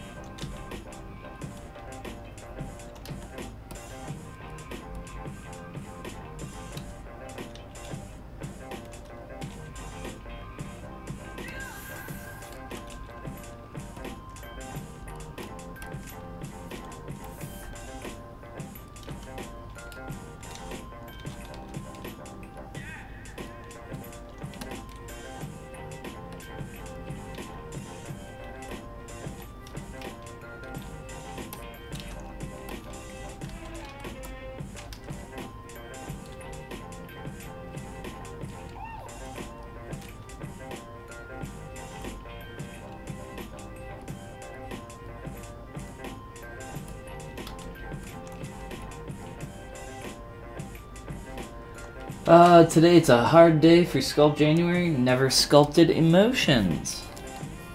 Yeah, those ones are a little bit more abstract, I think. I would probably just do a character.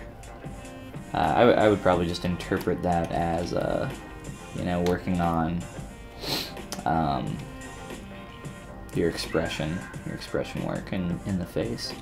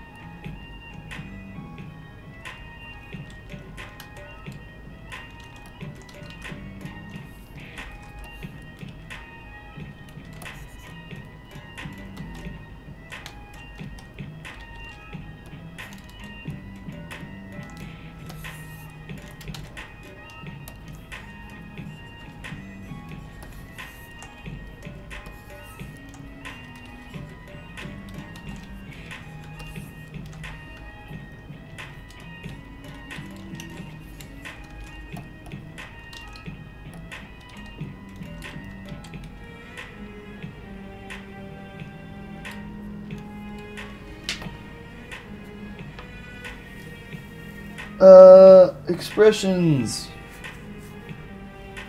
If you were to sculpt happiness, you would sculpt money and art. Wow. No comment. I don't know what I want to do with this jacket still.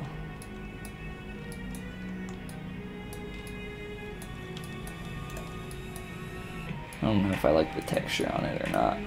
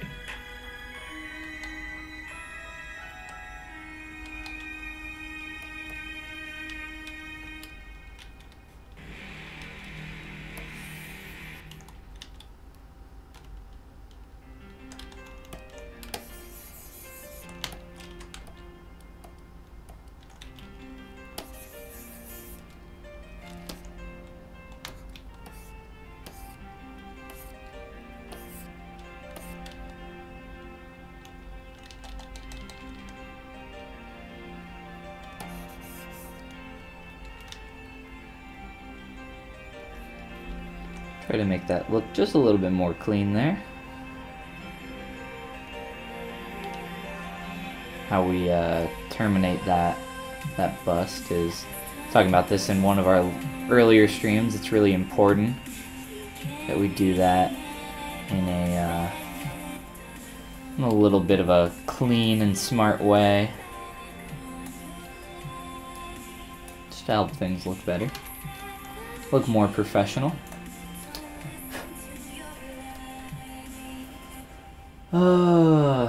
So looking at the hair, I'm wondering if like doing different colors for different strands would kind of give us a nice appeal.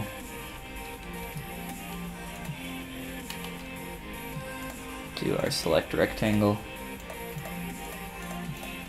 The one thing I don't like that's default about the select lasso, it will select vertices, edges, and faces, and then kind of screw up what you're trying to do. It's kind of annoying. So I'm just kind of coming through here randomly, selecting a bunch of hairies, taking what's left, masking them off, and let's do. I guess let's try this darker color first and make sure our RGB is at 100%. Turn everything back on there. So skin shade 4. That's what we have applied there.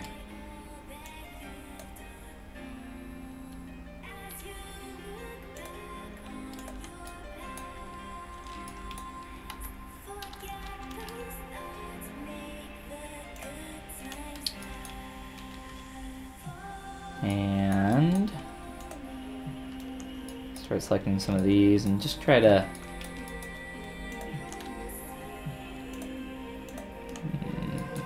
think of the easiest way to do this.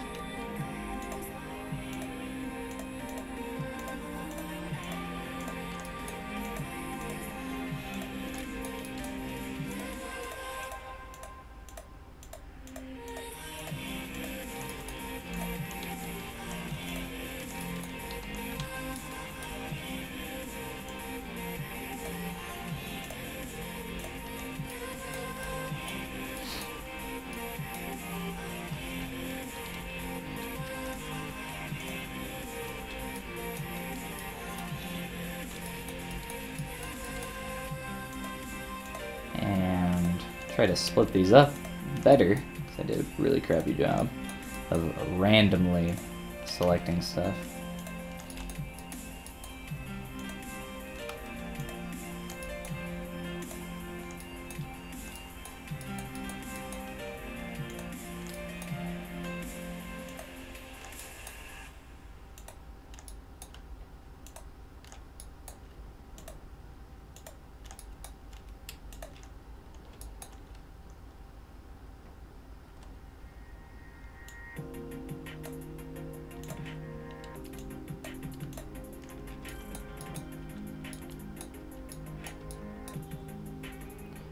I think the lightest color we have is too light,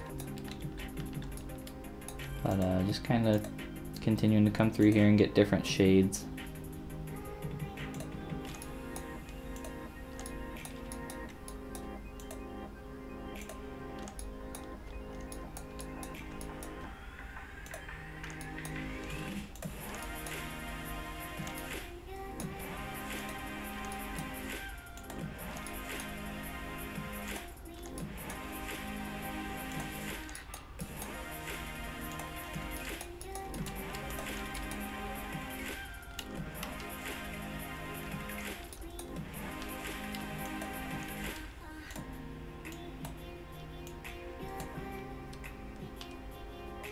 A little bit of red in it.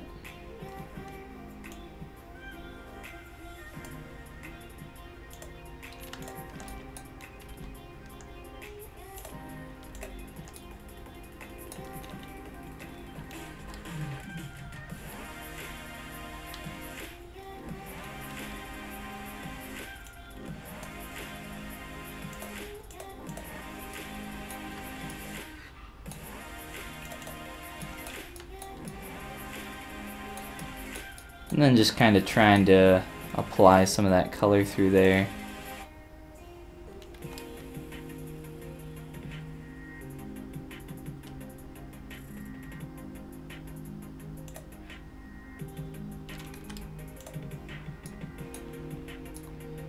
Just to get it all closer, but still have some variation in there.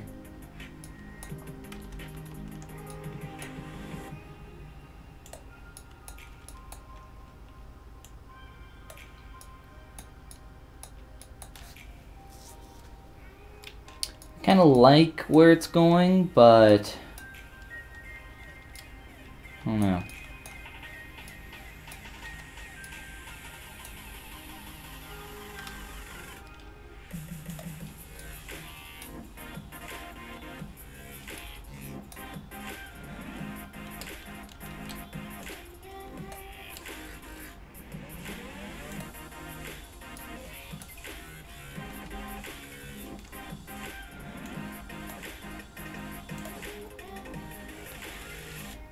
Maybe just have even less variation, so try to bring those even closer. There we go. I think that's starting to work a little bit better. Yeah, I definitely like that more. Actually, let's hold on to that color. So V is the hotkey to swap your colors, switch between these two. So if you want to save a color for later, you can do that.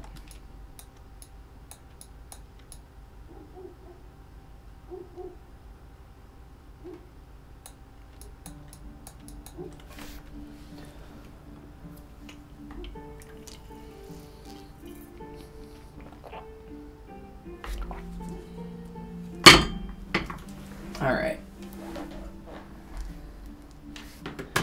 I'm going to try to do this same idea to the back of the head, to this hair here, and a little bit to the top as well. But in the meantime, I'm probably going to head out here soon. So while I'm doing that, if you guys got any questions or anything like that before I go, you guys know the drill.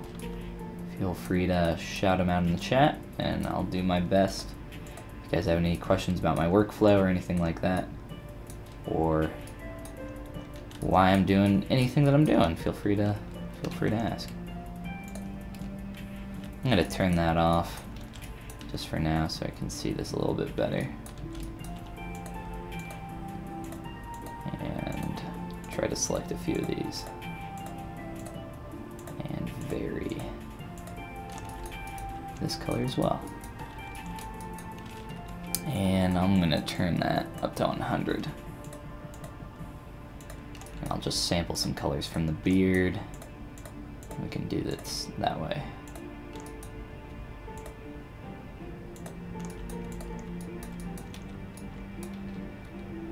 Grab one of these lighter colors. C with the C key. A little bit lighter, and let's grab one of these that are a little bit closer to the dark color there. Something like that. Let's try that first. Okay, and then give me a little bit of that lighter color there. I'll try that.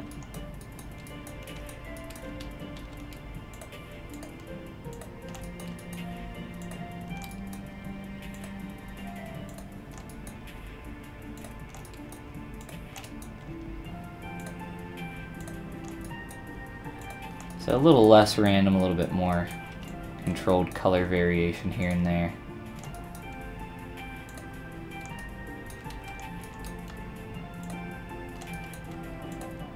There we go.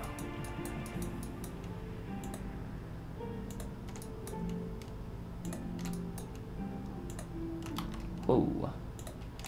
My mouse has a mind of its own. Honestly, I loved this mouse when I first got it, but now it's got some drift. It's the scroll wheel has been getting stuck on me. Just some real stupid problems that should not be a problem for the age of this mouse.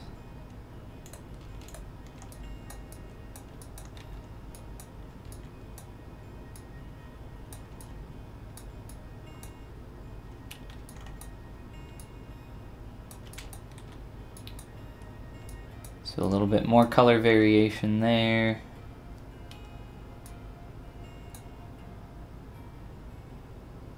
Let's grab this and actually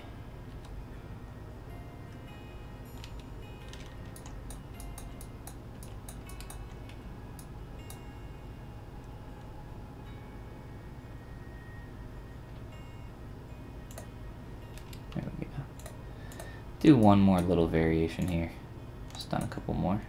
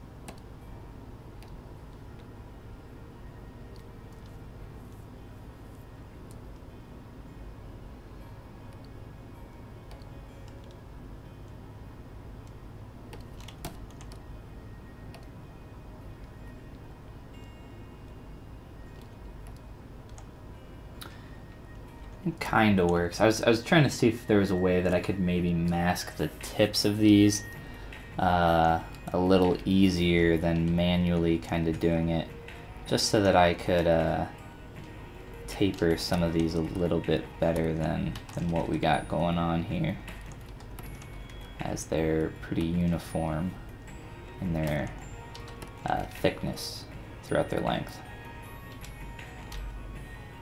So if I can change that a little bit easier, that would be nice.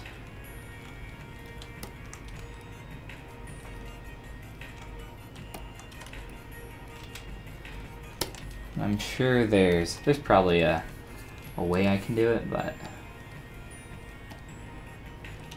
I don't know. I can try that again.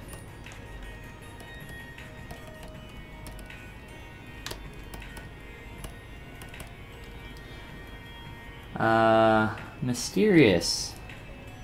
How's it going, man?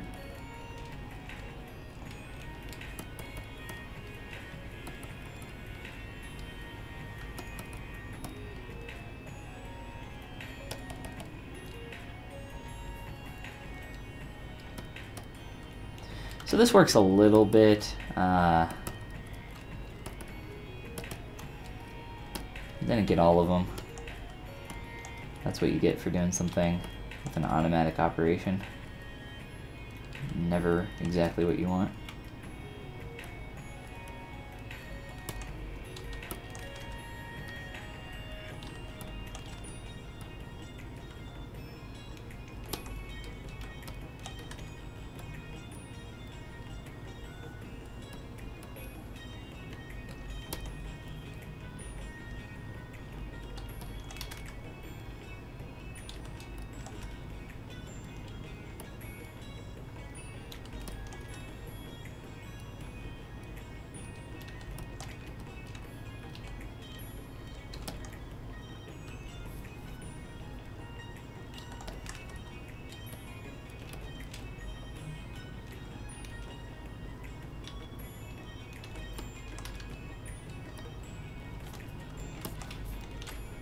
Pinky cramp. Whew. So a little bit of variation there in the eyebrows, a little bit of cleanup as well. I'm trying to do something similar to our beard down there. So yeah, there's definitely some improvement there going on. Now that we're kind of figuring out an interesting way to maybe apply some variation in color and everything else, but we'll keep playing with that a little bit more here, a little bit longer. I'll try to do some of that back here on the back of the head. Let me grab a couple colors, do the mid-tone and that one, which is kind of close to the other one.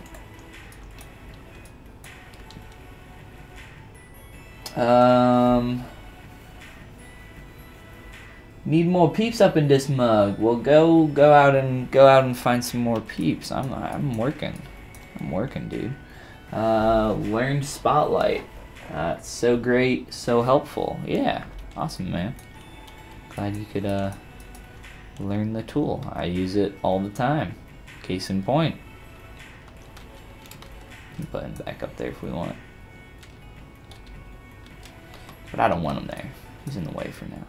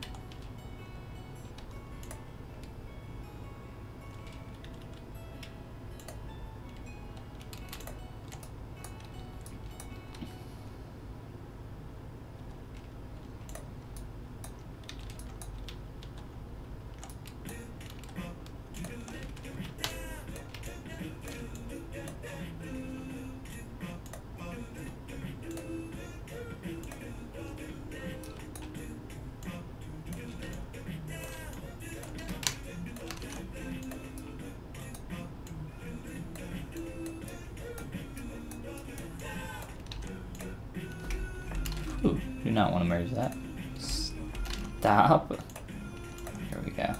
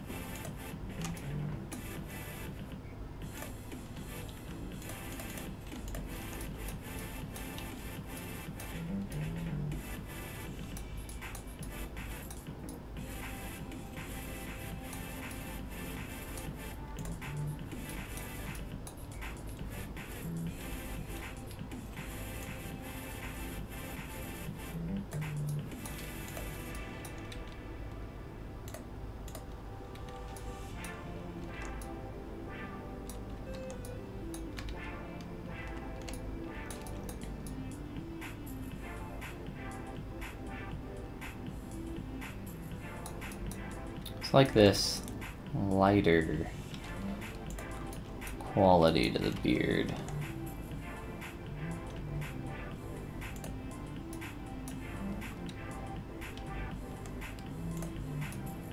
There we go. I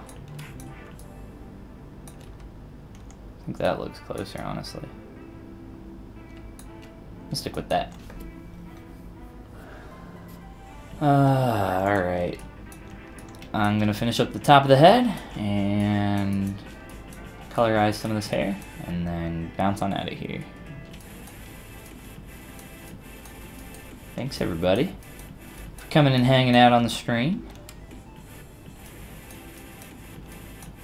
I don't do this very often, mainly because I always forget, and if you guys want to know more you can go look it up yourself, but there is a Patreon page where I give away all the stuff that I work on, as well as some bonus content, so some brushes, materials, that sort of thing, HD renders, so if that's something that you're interested in, or if you're just interested in supporting me, go ahead and check that out. There's a link down in the description, and if not, no big deal, but hopefully all the same that some of the stuff that I've shown you today and in all the streams has been helpful for you guys. I have the opportunity to stream a lot more often than I used to, which is awesome. I get to stream with you guys, and move that up. And just being able to share some work and stuff like that is very cool. I enjoy it a lot.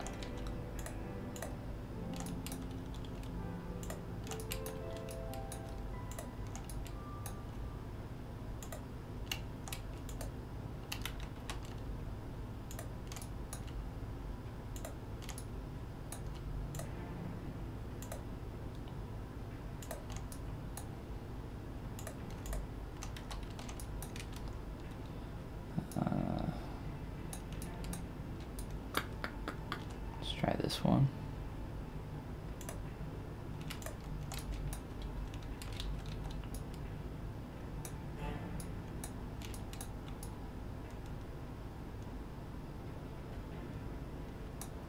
Those colors match a lot better up through there. Still a little bit of a different value going on here in the, whoa, in the beard. If I can adjust that. We'll worry about that that later, but just to get some color variation in there, I think that's good for now. Robert, no worries about coming late. Not a big deal. Remember, you can always rewatch all this stuff. Mysterious, I decided I'd only watch your tutorials. There's lots of them, but yours are concise and educational. Well, thank you, I appreciate that. But you know, I'm definitely not the